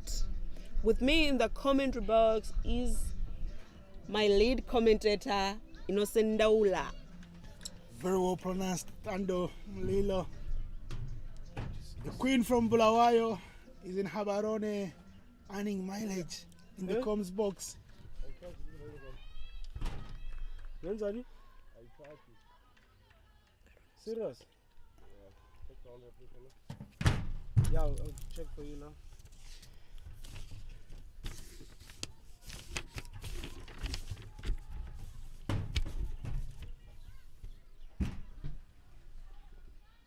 Jennifer Kimaro and Martha Kalist Selasin, the captain and the bowler who had a mileage with the ball, must do some work with the bat. The all-rounder in Tanzanian squad is the captain facing up front. Hit very hard straight to the fielder. Naomi Benjamin, the beautiful girl from Namibia, the Namib Desert, with a beautiful name to get things started here for Namibia. Whoa! A pitch of a delivery just outside off, asking the batter some beautiful questions. That was a good ball there from Naomi Benjamin. One of a kind so far in this team, in this game, I mean. The power play will be vital.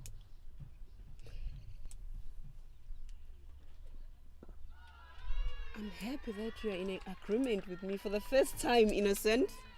Yes, it will, because this is the chess, this is not the setting. Power play will be vital to both teams.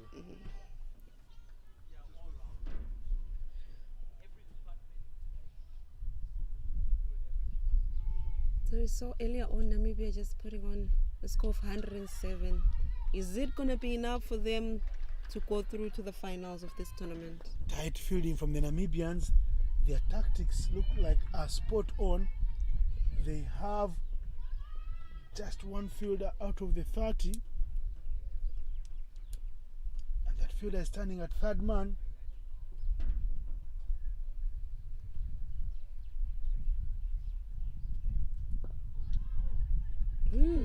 That was a good ball from Naomi Benjamin there. Well bowled. Trying to deny Tanzania any pressure relieving singles up front. We've seen all the fielders in the arc getting busy this over, because Kimaro, the captain, is putting bat on ball. High up in the air, who wants it? Ismail Zelgoras, the keeper, and the strike in the first over. The Namibians have their tails wagging in the first over. Kimaro saw one on her pads. She got a leading edge onto it. It had all the height but not the distance. It is 0 for 1 here in Habarone. Disappointed there, Jennifer Kimaro. First over, a wicket falls down for Tanzania.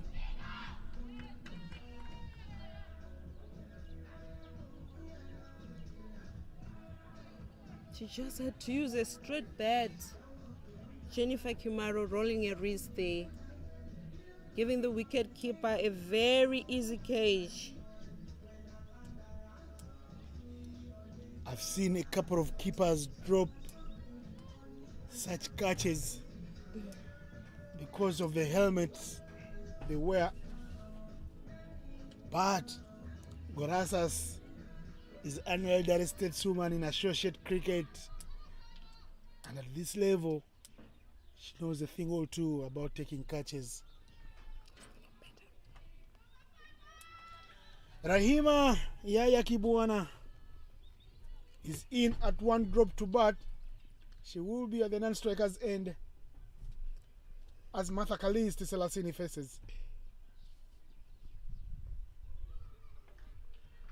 Scores get ticking. First over fruitless. They find a run now in the second over. Saima ball in the second over for Namibia. Saima to Adeline from the darkpot end. Is she gonna strike for Namibia?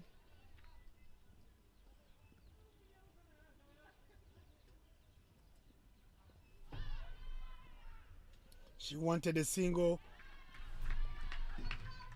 Kibwana. Selasini not eager to run.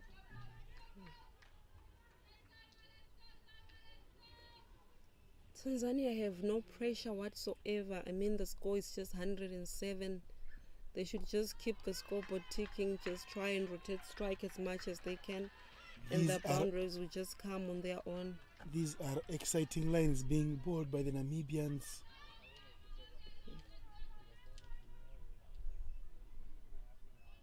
Exactly. If they really want to win this game, Namibia has to be very disciplined in their bowling. Right on the money is to Hadeleni. She's happy to do one job, hit one line. It's upon you, the batter, to improvise.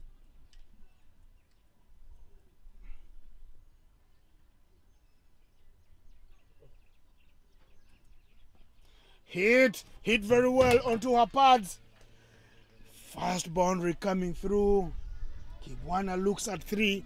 The fourth will go to the boundary. It's the first boundary in the match for Team Tanzania. And the scores keep moving on and on. They kick on.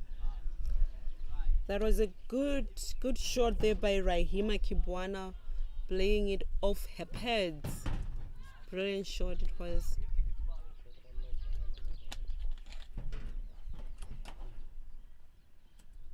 That's a full toss. And she strikes it all the way for 4 through the square leg region, bringing the total to 13 for 1. Sorry, the score is 9 for 1. 2 overs bowled. 2 boundaries in the over. First over was a wicket maiden. Second over, we see to Hadeleni coming through and bowling 4 balls right on the money. And then she strays onto her pads. And like the skipper Kimaro, who edged that one onto her pads, the Tanzanians paying Namibia back in the same dosage of medicine by hitting anything loose to the boundary, because that's exactly what Namibia did. They didn't go for anything full. They kept it playing straight and easy, back to the bowler, not forcing. But anything short was punished. Yeah, now Tanzania have to capitalize on those loose balls because it's very dangerous. Chasing a low score of 107 and failing to capitalize on those loose balls.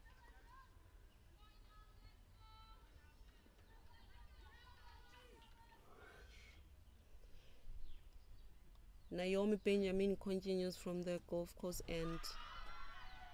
Well ball there by Naomi.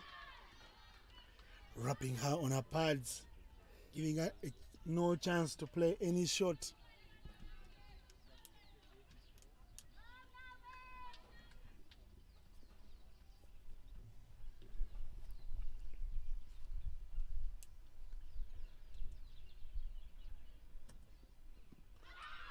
Again onto the pads. You can see that exciting field setting. Kyle Van Wyk is there to save 1 run for anything that strays onto the pads. Standing at a short, fine leg into the arc. She's been in business in the first. Hit very hard. Kyle Van Wyk is into the business. I told you so. Don't make me think I am a magician of sorts, but it's 2 wickets down. Naomi Benjamin strikes in successive overs. She's yet to concede a run, and she has 2 wickets to her name. Those 2 wickets are not hers, but they're Namibia's wickets. Namibia are running were with the initiative up front. Martha Celestine failing to pull that one, well, giving Namibia an easy cage. Tanzania are expected to play in the final because they were everybody's favorite coming to this tournament because of what they have done back in their country, having all the structures in place, getting the girls to play from an early age. But all that will count for nothing if they don't turn up here and play with improvisation, with innovation, with some industry. New batter in the crease for Tanzania, Somi Hussein. Is she going to take on the Namibian bowlers? Is she going to be able to stabilize the innings, try and maybe build a partnership with their teammate? Naomi Benjamin suffering her first run, and it's a wide.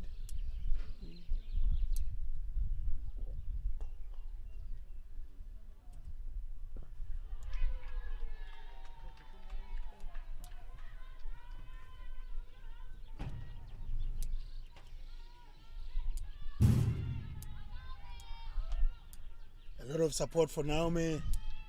Mwatire riding the boundary here. Says, come on, Naomi.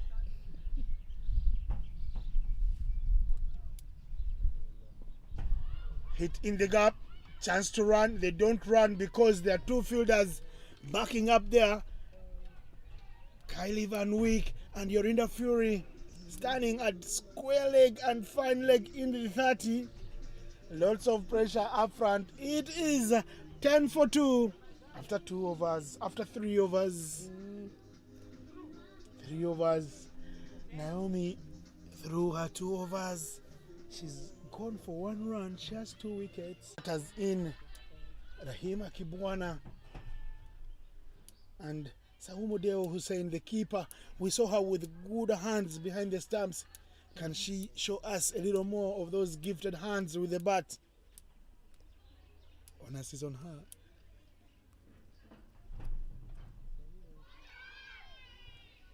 Outside off stump, big swing.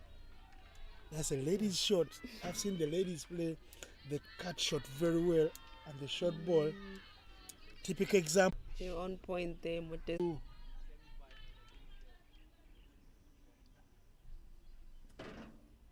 Hit over the top, over the infield. There is a fielder at the boundary. The chase is on. Yes, she will fetch and stop.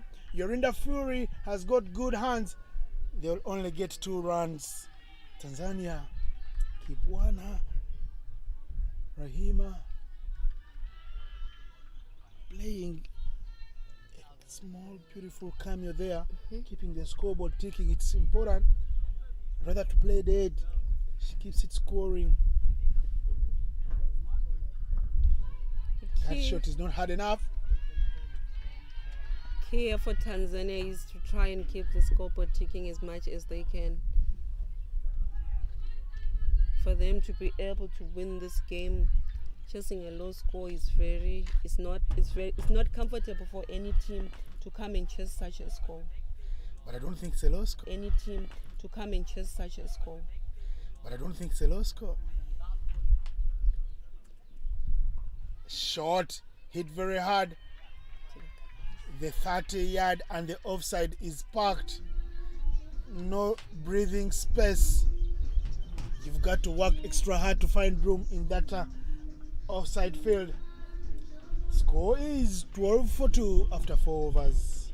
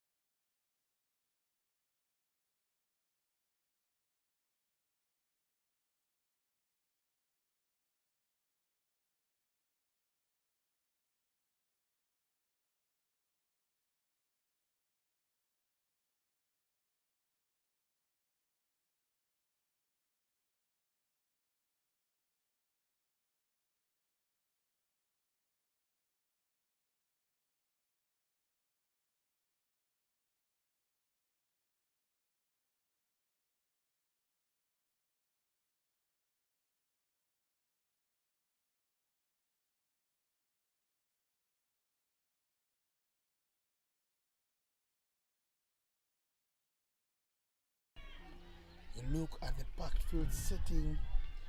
Urinda Fury riding the boundary at mid-wicket for the loose delivery that comes through. The rest of the fielders are standing in the 30.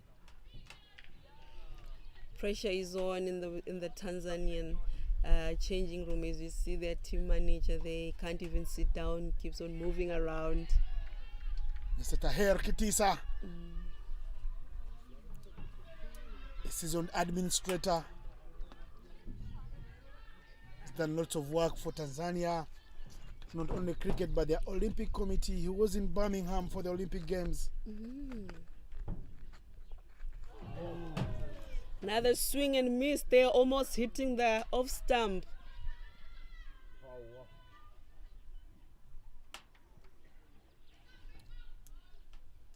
Umpire signals a bye. 2 byes to the total. The runs will matter whichever way they come. They won't mind the Tanzanians. In cricket, as they always say, runs are runs.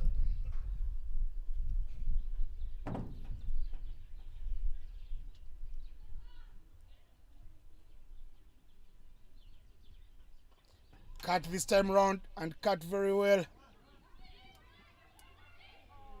Oh, Raima falling there, trying to go back for the second one. And she just slipped.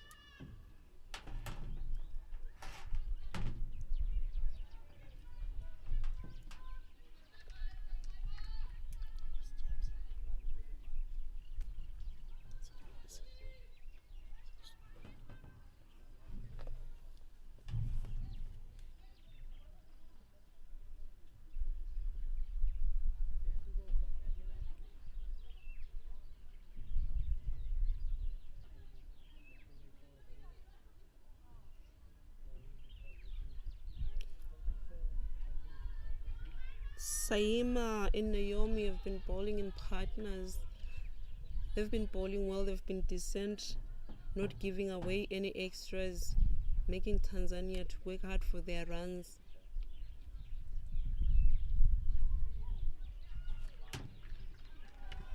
Talking of extras, the umpire calls a wide.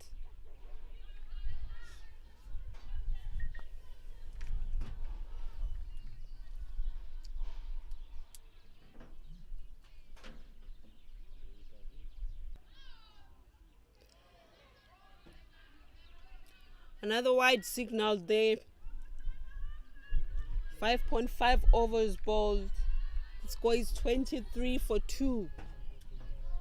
After bowling 3 dot balls to Adeleni, she considered 2 byes, she went for a run, and now she's bowled 2 consecutive wides. More wides, I believe. Oh, it's off the bat. It runs all the way for 4. Bringing the total to 27 for 2 after 6 overs. Done with the power play, the score is 27 for 2. Very, very good from Alice Kaukungwa.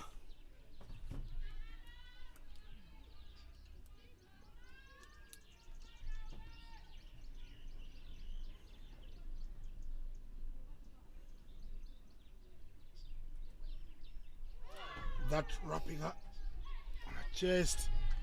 That was well Sharp bowled. in swinger. See Naomi getting the bounce there. Mudewa Hussein.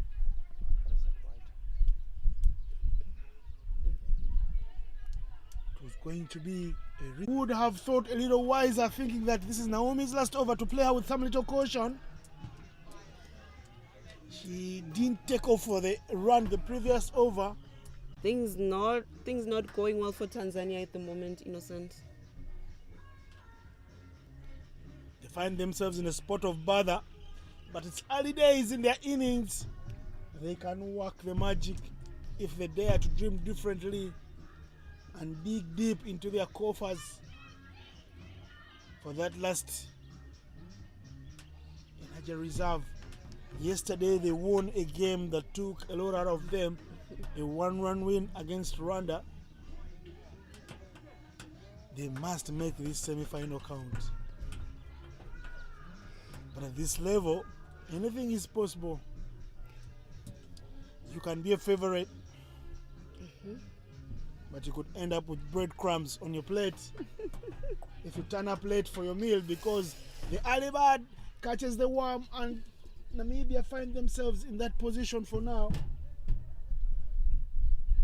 Agnes Joseph Kwala here to bat at number 5. She's an all-rounder. She bowled a very exciting spell with the ball.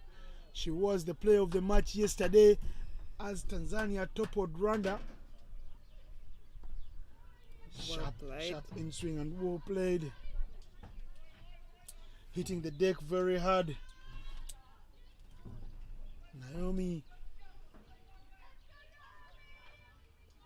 she's being pumped up by her teammates.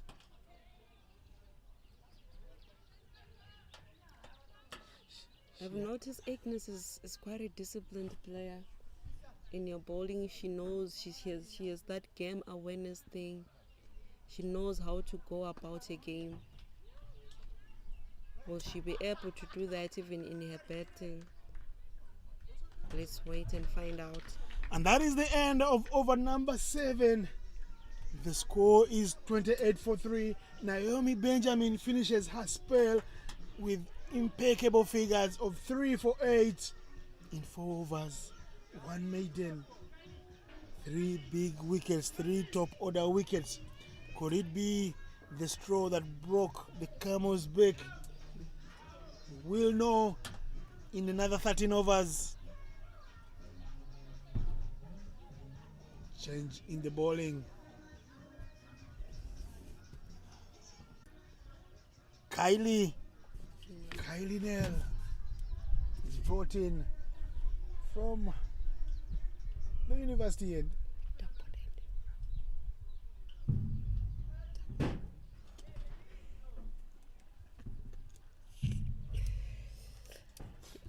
Let's see how Agnes goes. How about your innings? Hit very hard. What a beautiful stop. That was going to race away to the boundary, but because of the packed on-field side, it only finds Mekalaye Mwatile standing in covers.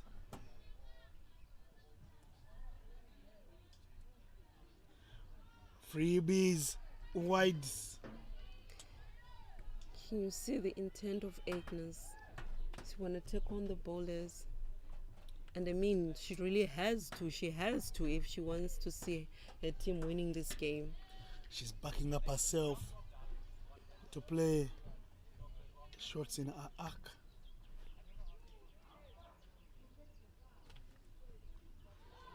Big swing.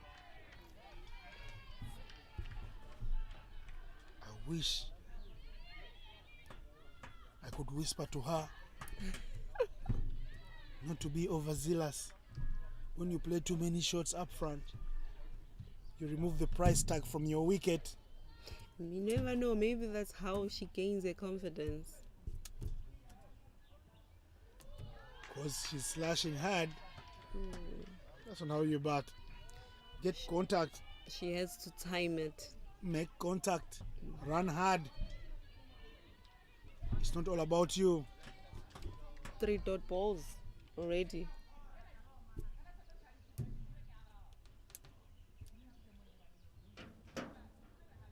That is wild. Umpire will indicate wide by spreading out his arms. Mr. Patrick Makumbi Musoke, the doctor from Uganda.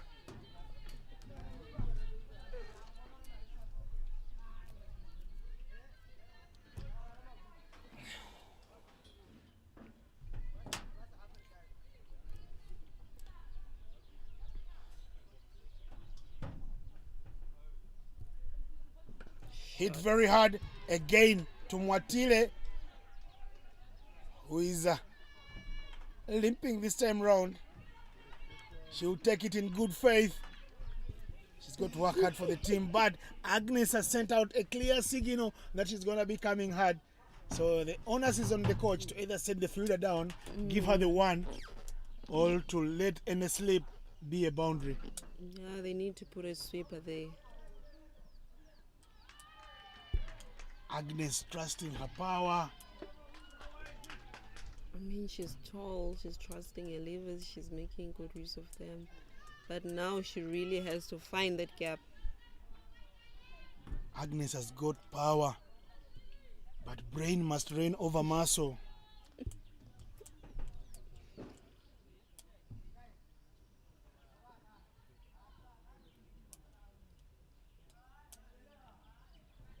In the middle. Well played there by Agnes. Well said, Tando. She looked like anything like a wild swing would have had her walking back to the hut right about now. It is 8 overs done here in Habaroni at the beautiful facility that is Botswana Cricket Association Main Oval. Over number 1. The score is 30-3. Tanzania need 78 runs from 72 balls. They have 7 wickets in hand. They are moving at a run rate of 3.75. They require a run rate of 6.5. It's getting exciting.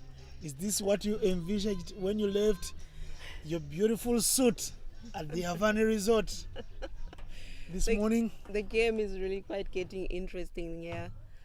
We'll have a bowling change for Namibia. That will be Jorinda Fori.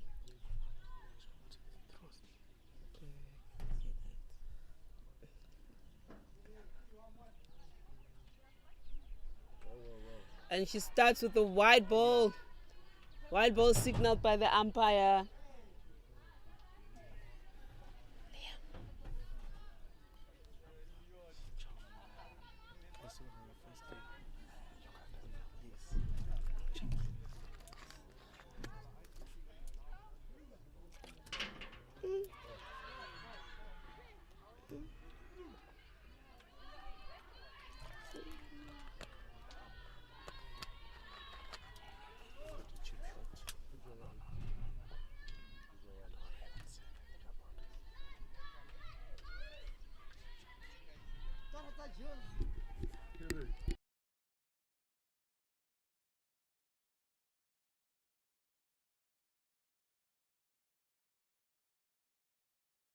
I was just saying this one caught a chip shot on the body.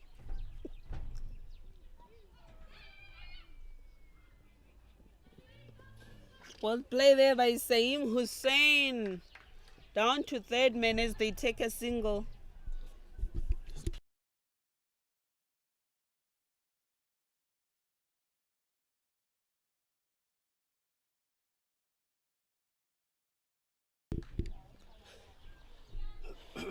Irina Fury into the attack. 2 balls out of her system. Hopefully she'll find a better line. She's gone for 2 runs already.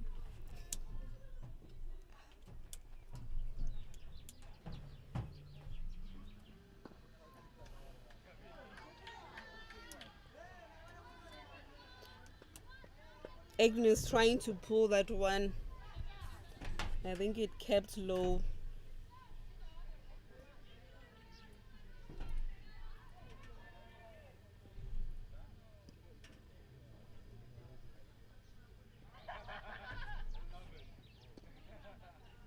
That's played in the gap from Agnes. She's running very hard. She'll be coming back for the second.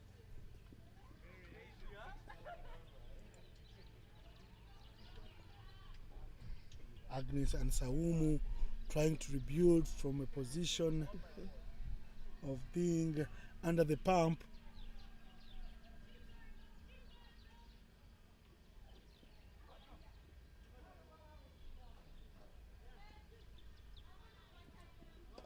She hits it.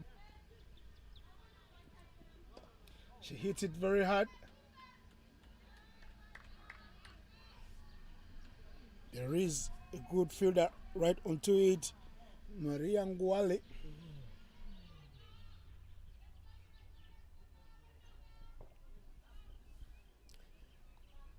Are these two going to have a good partnership for Tanzania? Fury hit with fury.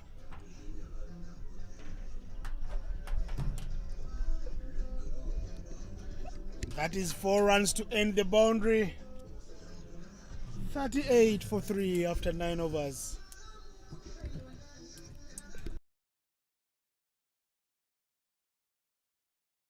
duckpot end for Namibia. Saima to Hadleni, who was attempting to attack the ball. She ran through very, very hard. If you check the field set for Namibia, 4 guys on the offside. I feel they should drop one fielder and have a sweeper. Agnes plays that one to Kaukonam region as they take a single, bringing the score to 40-3. They keep scoring in tens, and that's the beauty of the game. If you keep the scoreboard ticking, the runs will move. That Full toss, hit very hard. Good fielding from Yorinda Fury. No, she messes it up. 4 runs to the total. The partnership here is industrious from the two. They keep working very hard, and the chase of Tanzania primarily belongs to these two, Agnes Joseph and Sawumu Deo Hussein. Hussein and Kwale must do the hard work, fight for their team.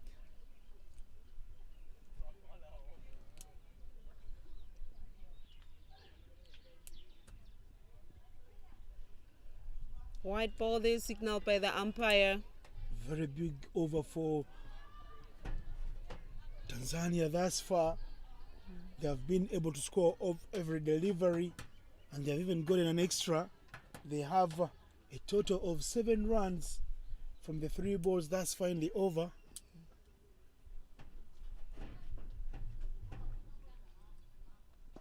Hit very hard. Mwatile is up to the task. Yeah, very good covers there.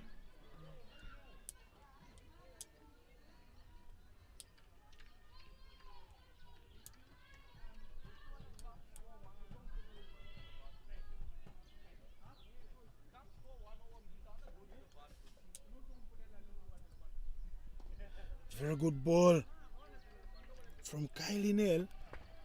She seems to be bowling to a field side, quite disciplined. But Saumu has been there long enough to know I can't be scoring off every delivery. She's got 16 from 16 with 3 boundaries, and she's willing to play a long innings. That's exactly what. Beauty of a ball to end the 10th over. We are at the halfway stage here in Habarone of the second innings. If this was a basketball match, we would be done and dusted with the 3rd quarter, and the score is... The baby mama is from Uganda. Okay. No wonder why you like his music. He's your in-law.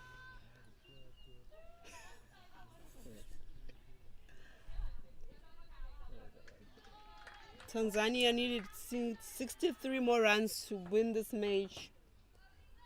As you see there, Agnes Joseph, she swings and she misses. Linda Fury went for 8 runs in her first over.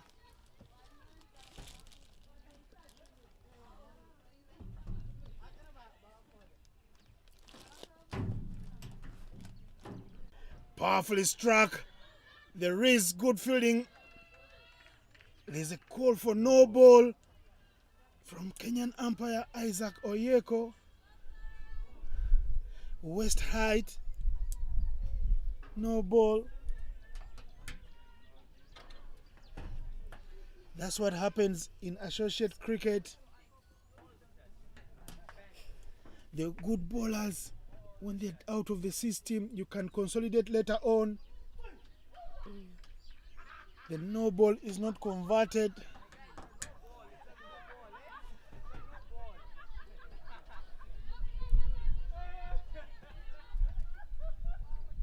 Yorinda Fury coming in with Fury, the Fast and the Furious. Have you watched any of the movies?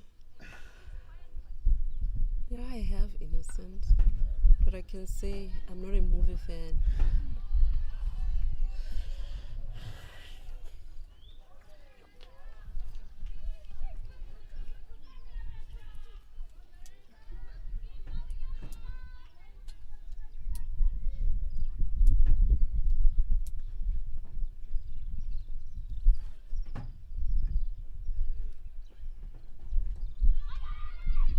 Chance to run. They run very hard. They throw to the bowler's end.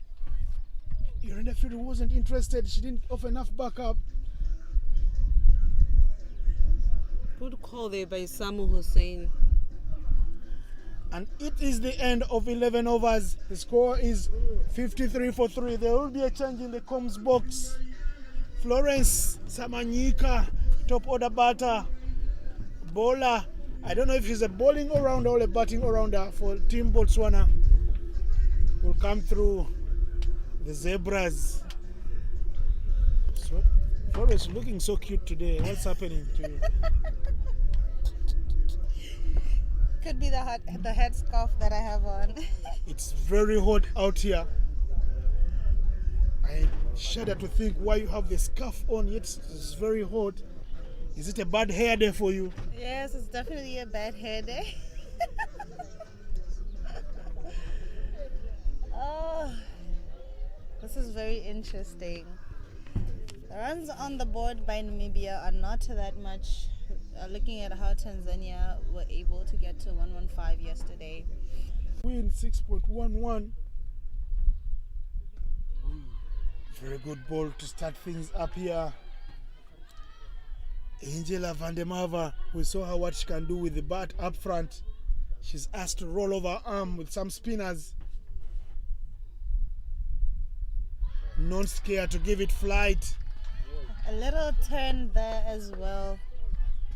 Looks like she's an off spinner there with a in turn there.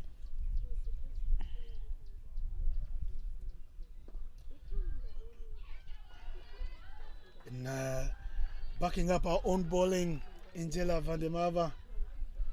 Right there with Kylie Nell offering back up. 3 balls, 3 dot balls.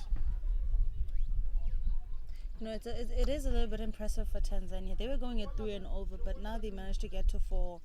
I think it's just about That is time. in the middle, straying onto the pads, punished, hit over the fielder, standing at square leg. 3 balls, 3 dot balls. 4th one not right onto it. The money punished away by Agnes Joseph, who continues to play a beautiful innings that will keep Tanzania believing. Tanzania needing 51 from 50 balls. I tell you, the moment you see the balls lower than the runs needed, it's a 50-50 chance.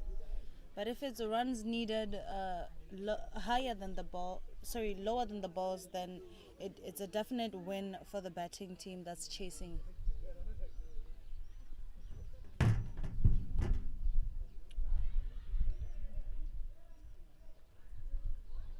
She gives her a boundary.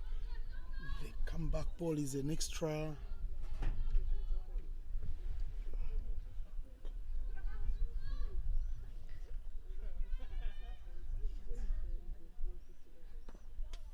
Hit very hard.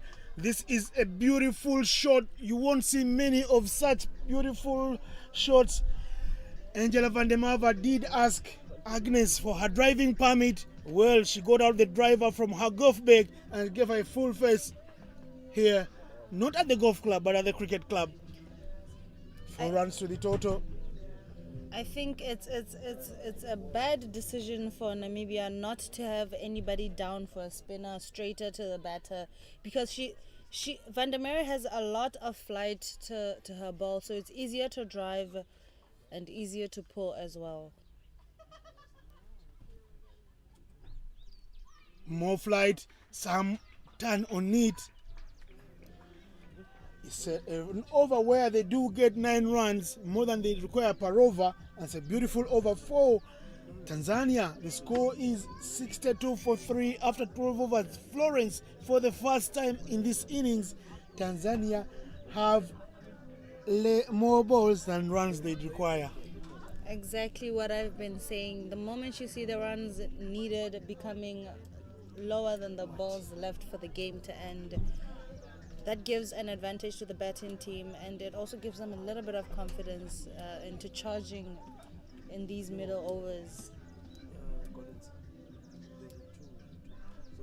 Looks like there's a change of bowlers from Take your stories. the generators, and as they bring in Mikelia Moatile, the opener for Namibia. Slowing it down is the name of the game for Namibia right now.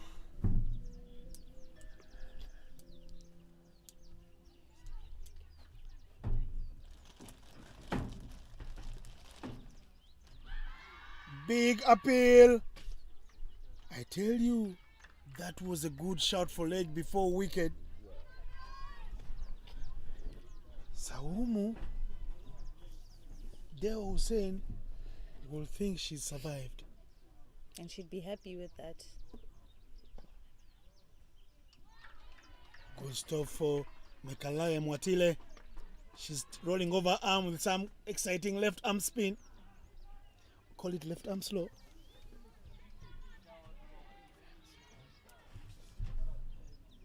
My producer here says very, very slow. Hit high in the air, chance for a catch. That was asking to be hit to the boundary, but imagine it was going to turn into a wicket. Saumu not timing the ball well. She is having a problem with that. She was trying to go very, very hard at it.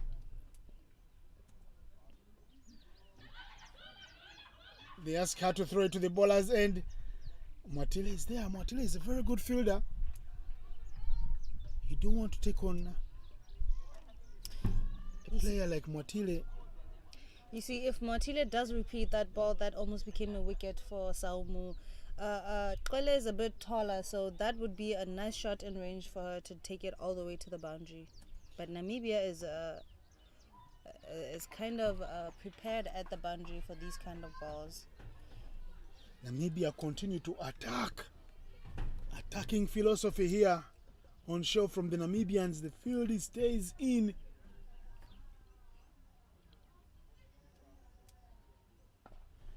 They're asking Tanzania to go hard and over the top if they want runs here today. It's the business end of the tournament. It is 63 for 3 after 13 overs. Once upon a time, there were 9. Now there are only 4 favorite daughters left in the family. All the rest have gone on to be married. And they're watching this game from their homes. Here in Habarone, we have the finest 4. Only 2 will be in that money game, the final. And only 1 will be on the Airbus to suit the Afrique or the Rainbow Nation, whichever you want to call it. Chance to run. Chance for a run out.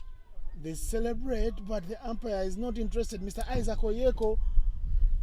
They get another run, Florence. It's very interesting how Kala was able to get there way before Saumu was even ready to run. She wanted to go back, but they have to thank Namibia for that miscommunication, as well as the pause from the appeal of the umpire, allowing Saumu to get back and complete her single.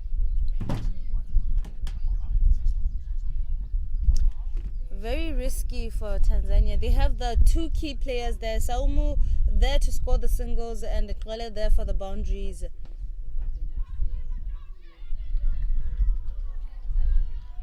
Good fielding from Saima to Adeleni. Angela Vandemava and Mwatile, the 2 openers, are bowling right now. They need to bowl in partnerships to strive for the runs flow.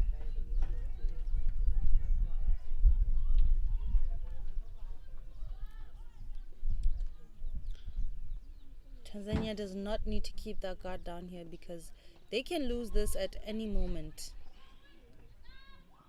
Ooh. Desperate dive.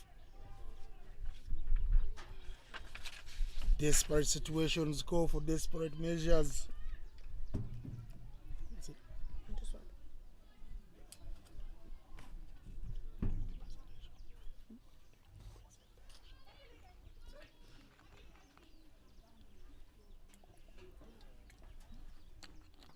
Hit very hard. Oh, drop. That was a catch, but looks like Namibia borrowing from this leaf from what the Tanzanian script did look like. They put down some already. Not one, not two, but four. While they're celebrating, they're thanking her gods for a drop catch like that. Namibia very tight in the fieldings, not allowing Tanzania any singles in the 30. I have to say, this is the highest form of Namibia that I have seen so far. 66 for 3. After 14 overs, the required run rate goes back up to 7 per over. Still gettable, but the attacking field of the Namibians requires Tanzania to play with some improvisation. They are under a lot of pressure here. So it is up to the two in the center to see how they relieve themselves from that kind of pressure. Matile bowls it very, very wide on the leg stump.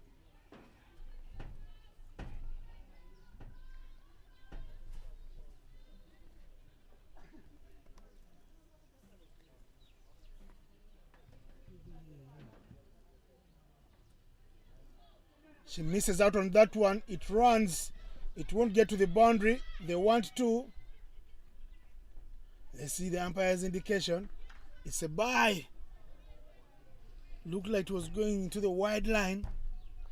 I don't know if this is Matile's strategy, but so far that I've seen, when it comes to Saumu, when it comes to Qele, she keeps it down a notch.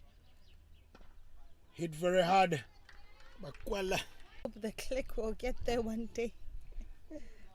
Need years of me staying in Botswana and getting a South African girl maybe to be my partner, because it doesn't come easy all overnight. That click.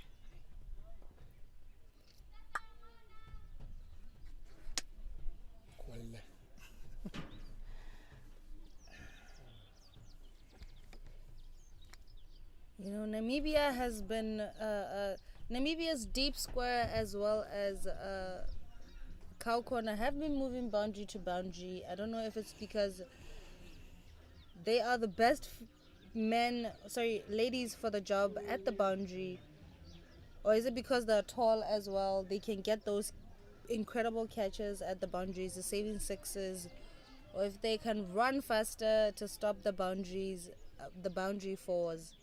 It's kind of amazing how they don't even change that kind of a setup.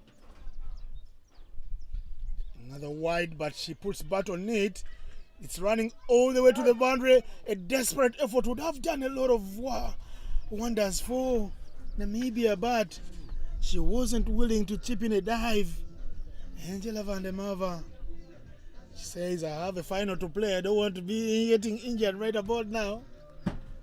Hopefully we see her in the final. But the two girls out there in the middle keep working and working very hard.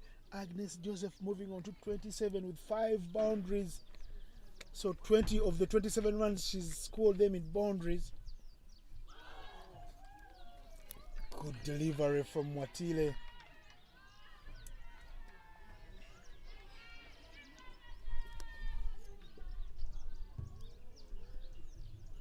Balls left in the over.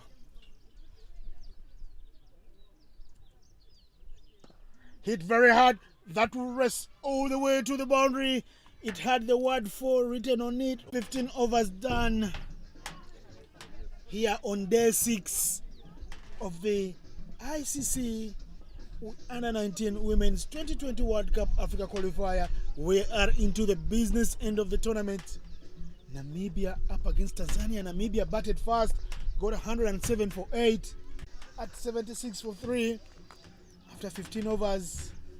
Agnes Joseph on 31 from 35. Saumu Deo Hussein on 20 from 25. But Namibia. But they've done well. They still have 4 wickets in hand. We saw Namibia at similarly the same stage. Wickets at regular interval at the back end of their innings, and it hurt them because we thought at one stage they could get to 120, 130. They only ended up on 107. There's a new batter in. It's the left-hander. The elderly stateswoman. She can bat, this girl. She bowls very good, exciting spin. Left-hand bat. Mwanamvua Hamisi Oshanga.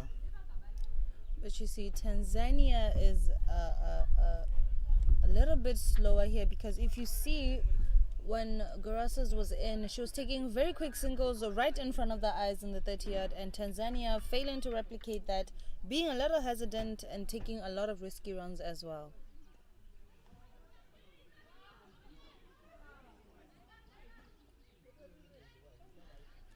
They wanted to take on the infield. Kylie Nell, quick onto it. I am telling you, a conversation is much needed for the new batter here. There's a lot at stake, but she does manage to sweep it, and they will come back for a second run. I'm sure Kwele told her that it is the death overs that we are facing at this moment, so every run counts. We need to push and run as hard as we can if we are going to come somewhere closer to defeating the score that Namibia has put on the board. Hit very hard. Short. Top drawer stuff from the batter.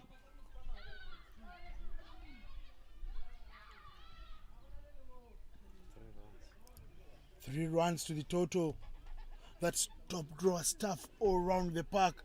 The chase from Yorinda Fury and the hit from the new batter, the lefty, Mwanamvua. 27 needed from 26. I tell you, this is the closest it can get. I feel like we are going to be having a situation the same as yesterday, neck and neck, and only one ball difference is going to make it possible for one winner to emerge. Hit straight to mid-wicket region. Oh, no way. Big miss. It has everyone watching on tenterhooks here. The dugouts.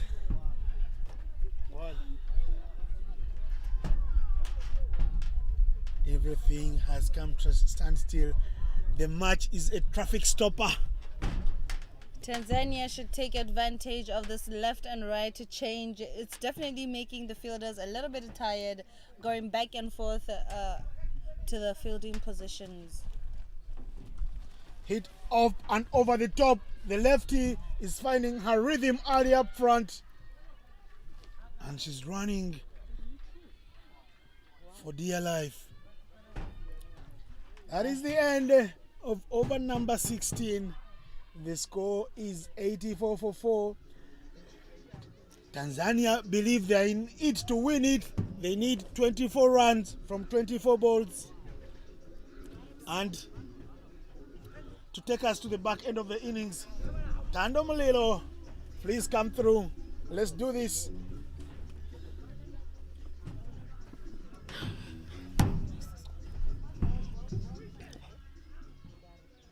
Tando, 24 from 24. It has gone down to the similar state in the first innings. On for both teams, and she blazed that run all the way to the boundary. Fine leg region, it runs all the way for 4, bringing the total score to 88-4 after 16.1 overs. Pressure is mounting up the Namibian team, but this game can still go either way, Innocent.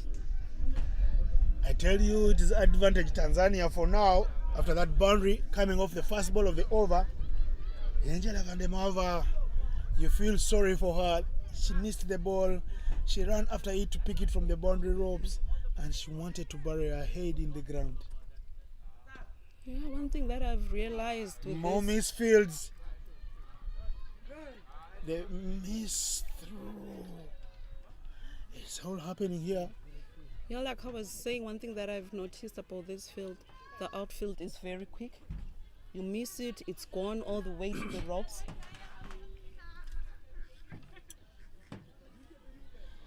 The lefty righty combination will have them thinking extra hard. And Mwanamvua knows a thing or two about getting quick runs. She's got 7 from 4 without even striking a boundary. Yeah, this really, it's giving the Namibian bowlers pressure, having this left-right combination in the crease. They will struggle to bowl at the right channels.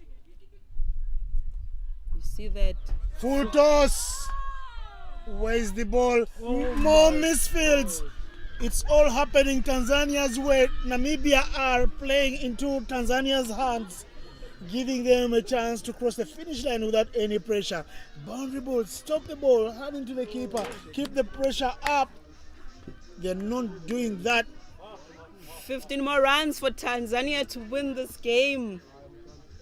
This over doing no justice for the Namibian team. Call it crumbling to the pressure.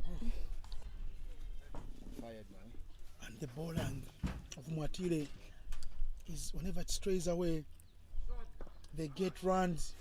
It's another full toss again there.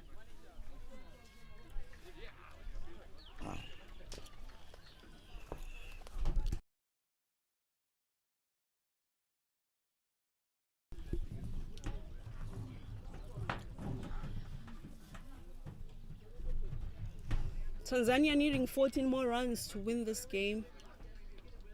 From a situation of needing 7 runs per over just 10 balls ago, they now need just 4 per over. Pressure now being drifted to the Namibian team. That's what happens when you run out of bowling options quickly. Francois van der Merwe, the coach, asked the top bowlers of Namibia to bowl 3 over spells. Actually, the opening bowler, we saw her, the beautiful Naomi Benjamin, bowling 4 overs on the trot. She got 3 wickets, yes, but she's left a lot for the others to do, because that flight will not hurt anybody. You just have to meet bat and ball and click bang. Runs will be flowing on the board. Exactly what Agnes Joseph has done by playing a long innings, and she got a reprieve. She was put down, and now Mwanamvua Hamisi Ushanga, elder stateswoman, because she plays for the senior side, she's been in such scenarios a zillion times, and she comes here. She's got already 12 runs from 6 balls, and she's striking it at 200%. She's hitting it like senior. She is, and she's supporting Agnes Joseph very well in the crease there. Agnes being in the crease for a very long time. She has occupied the crease for a very long time. I'm sure now she's seeing that ball like a football. And that is the end of over number 17. The score is 97 for 4. Tanzania are continuing to believe. They need 11 runs from 18 balls. They have 6 wickets in hand. If they lost this one today, they'll never forgive themselves. They'll never, I'm sure it would haunt them for the rest of their lives. So we're in the ICC Under-19s T20 World Cup Africa Qualifier. Namibia taking on Tanzania in the first semi-final of this tournament. Earlier on, Namibia won the toss and elected to bat, putting a score of 107 on the board. At the moment, Tanzania are on 97 for 4 after 17 overs. Tanzania only needing 11 runs to win. And here in the attack, the one opening bowler that did keep an over, Saima Tuhadeleni, is back in the attack. Hit to third man, misfield, and that is 4 runs. The tail of the tape. She seems to be having a bad day in the field. The previous over she was fielding down this boundary long off. She misfielded again. Now the ball is following her. I tell you, that boundary seals the story and gives you the storyline if you're a journalist like yours truly and my close friend here behind me, Leboa Moren. The story of the day, the misfields in the back end of the innings have cost Namibia dearly. As they always say, the better team that fields always wins the game. But then with this misfields, Namibia ain't doing themselves any justice.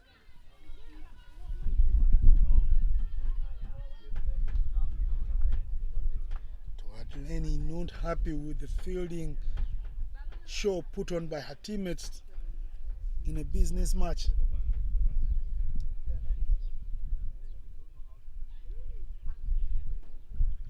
Good comeback balls, two of them, but that boundary will hurt because they needed an over that could have gone for 1, 2 or maximum 3 runs. It goes for 4 and it's what they require per over. Now they need 2.8 per over, under 3. Exactly. Namibia are under pressure. We saw in the previous over the captain was fielding by the boundary. That on its own is pressure. And she hits it. It goes all the way to the boundary, bringing the score to 105 for 4. Tanzania only needing 4 more runs to win this game. Top shot. Agnes proving to be far much better than this Namibian attack. That top shot betrays some of the teams that are being in this tournament. We've seen Malawi clapping very, very hard there, supporting their neighbors, Tanzania. 3 from 14. Good calling. There is no pressure whatsoever when you need 1.5 runs every over. And well play there by Agnes Joseph. Only divine intervention, only miracle of marginal promotions can save Namibia from defeat here.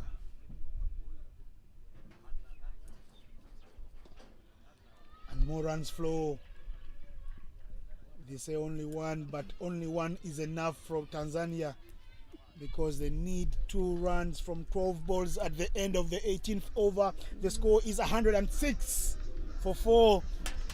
Tanzanians have made light work of this chase, first and foremost because of the extras that they did get from the second innings. Tanzania giving away only 7 extras, 4 wides in that. Namibia have already given away 9 wides and a total of 14 extras. The story of the difference in extras. But for us who've been on ground and watched this, you will go home and look hard at the Tanzanians and ask them to go look themselves in the mirror and ask themselves who lost. The person in the mirror is the one who lost the match for them because the fielding has been below par, not what we've seen from the Namibians throughout the tournament. That spells you there's work to be done by Francois Vademava, the coach. Dorinda Fore comes in to bowl the 18th over for Namibia, coming from the golf course end. Dot ball in the first ball of that over. They still have a fielder at fine leg and third man. I don't know why, because they only need 1 run for the power play and 2 to win. Bring them in. Let's create some magic here. Swing and miss there by Agnes Joseph. Agnes has been playing exceptional well in this game. Bowling 4 overs, taking 3 wickets for 4 overs. And she's here on 46. She's just 4 runs short to scoring a half century. She was the woman of match yesterday. She's on course to win back-to-back accolades here. Her trophy cabin will look like a... I can say she's consistent on taking that player of the match. Same thing, that line outside of stump. She's going for power, Agnes. She is, but then now she's not even moving her feet. Look at just a little dab to third man. That will roll away here to under the noses of the comms box.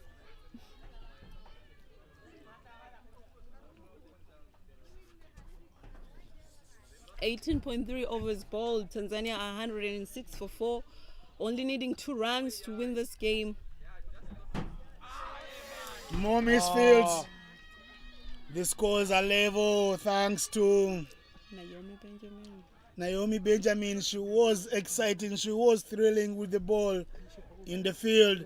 She gives it all away. Scenario of washing all your white linen and putting it out in the dirt to dry. Tanzania needing 1 more run to win this game. The score is 107 for 4. Anywhere will do for Tanzania. Their team is on the boundary line ready to celebrate. They came here as favorites. They lost to Rwanda in the last pool match, but that will not count because they've won the business match and they will be in the money game. That guarantees them some more money, some more funding from the ICC, because the ICC does give teams that go to the World Cups money for preparations, so they could have another chance to travel and tour the world, because when you play cricket, you do benefit in so many ways. You travel the world for free, you play the beautiful game, and you earn a living from it. Exactly, but they mustn't forget that they're just one step away from getting all that. They're playing in the finals. Hit over the top. That is it. Game, set and match. It's all over here in Abarone for the first semi-final. The Tanzanian fielders will run on. They run into frenzy. They win this one. The East Africans do rise above the Southern Africans. Namibia, they will be going back to the drawing board. They will share commiserations with each other. They've put in a hell of a shift. They lost the opening game of the tournament to Uganda by 4 wickets, and they lose this one by 6 wickets, the business match. They will shed some tears on the day of tomorrow. Tonight was going to be a long one for them, for Tanzania. Look at them. The Malawians joins them on the pitch to celebrate a famous win. It is the East Africans that do rise above the South Africans, and one East African team in the final. The next game is also an East African derby. We will be seeing 2 East African teams in the final, hook or crook. The game has been a very good one. Tanzania winning with 7 balls to spare. You look at the second innings and see that Jennifer Kimaru and Martha Kalista fell early for 0 and 1 because Benjamin Naomi, the beautiful opening bowler from Namibia, was on fire, bowling grenades of deliveries. Rahima Kibwana came in, got 11 from 20. Saumu Deo Hussein and Agnes Joseph rode their luck, dropped once and twice respectively, and they stood straight along. Agnes Joseph, easy pickings for woman of the match, getting 47 not out from 49. But look at that boundary column. She got 9 fours. That is, of the 47 runs, 36 of them were boundaries. And then Mwanavuwa Hamisi Ushanga, the lefty, 18 of 8, striking it at 225. Hey, it's all happened here in the first innings. And I tell you, Namibia have given more extras, 14 in total, to what the Tanzanians gave them only 7. The difference in the bowling. The top bowlers for Namibia were bowled out early. The fielding at the back end of the innings wasn't the best. And that is it from here in the first semi-final. Tanzania will take a day off. They will be licking ice cream in celebration and partying all evening and enjoying the day off at the beautiful Avani Resort, because they are into the final. 47. We will be joining you shortly for the match presentation with Tando Molilo. And then later in the afternoon, after lunch, the East African sisters, the neighboring sisters, Rwanda, Uganda, in the second semi-final. Stay around on your streams. It will all be happening.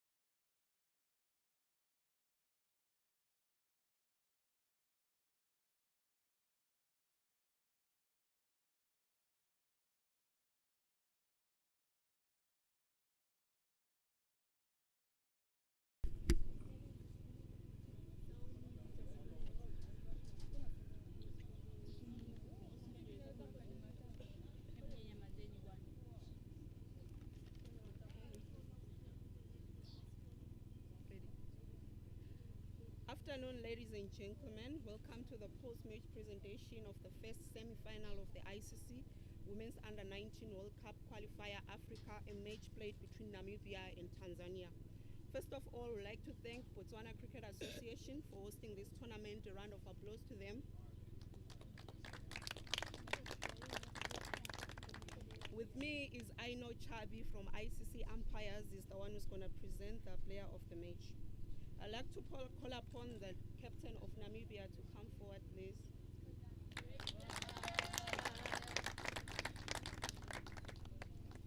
So Adele, you guys winning most of your games in your group stages, and today this not being a lucky day for you guys. What do you think you guys could have done better? I think both our batting and our fielding could have been better. We let ourselves down, but we moved. Okay, so congratulations, all the best in your next tournaments. Thank you so much. I'd like to call upon the captain of Tanzania, Jennifer Gabriel Kimaro, to come forward, please.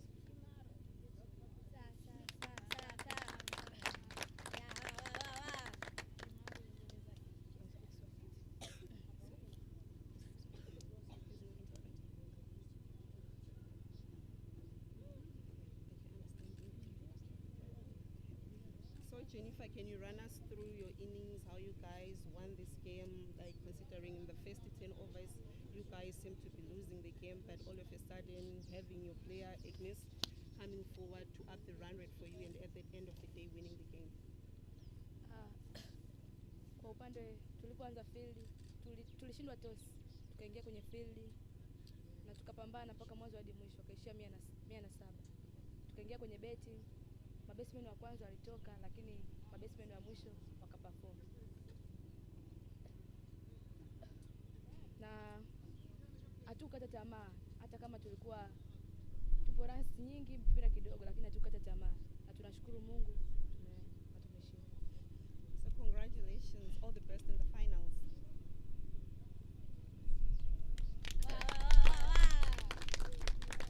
So our player of the match, taking 3 wickets for 9 in a allocated 4 overs at a run rate of 2.5, scoring 47 runs from 49 balls, hitting 9 fours at a strike rate of 95.2. The player of the match today will be Agnes Joseph Kwele.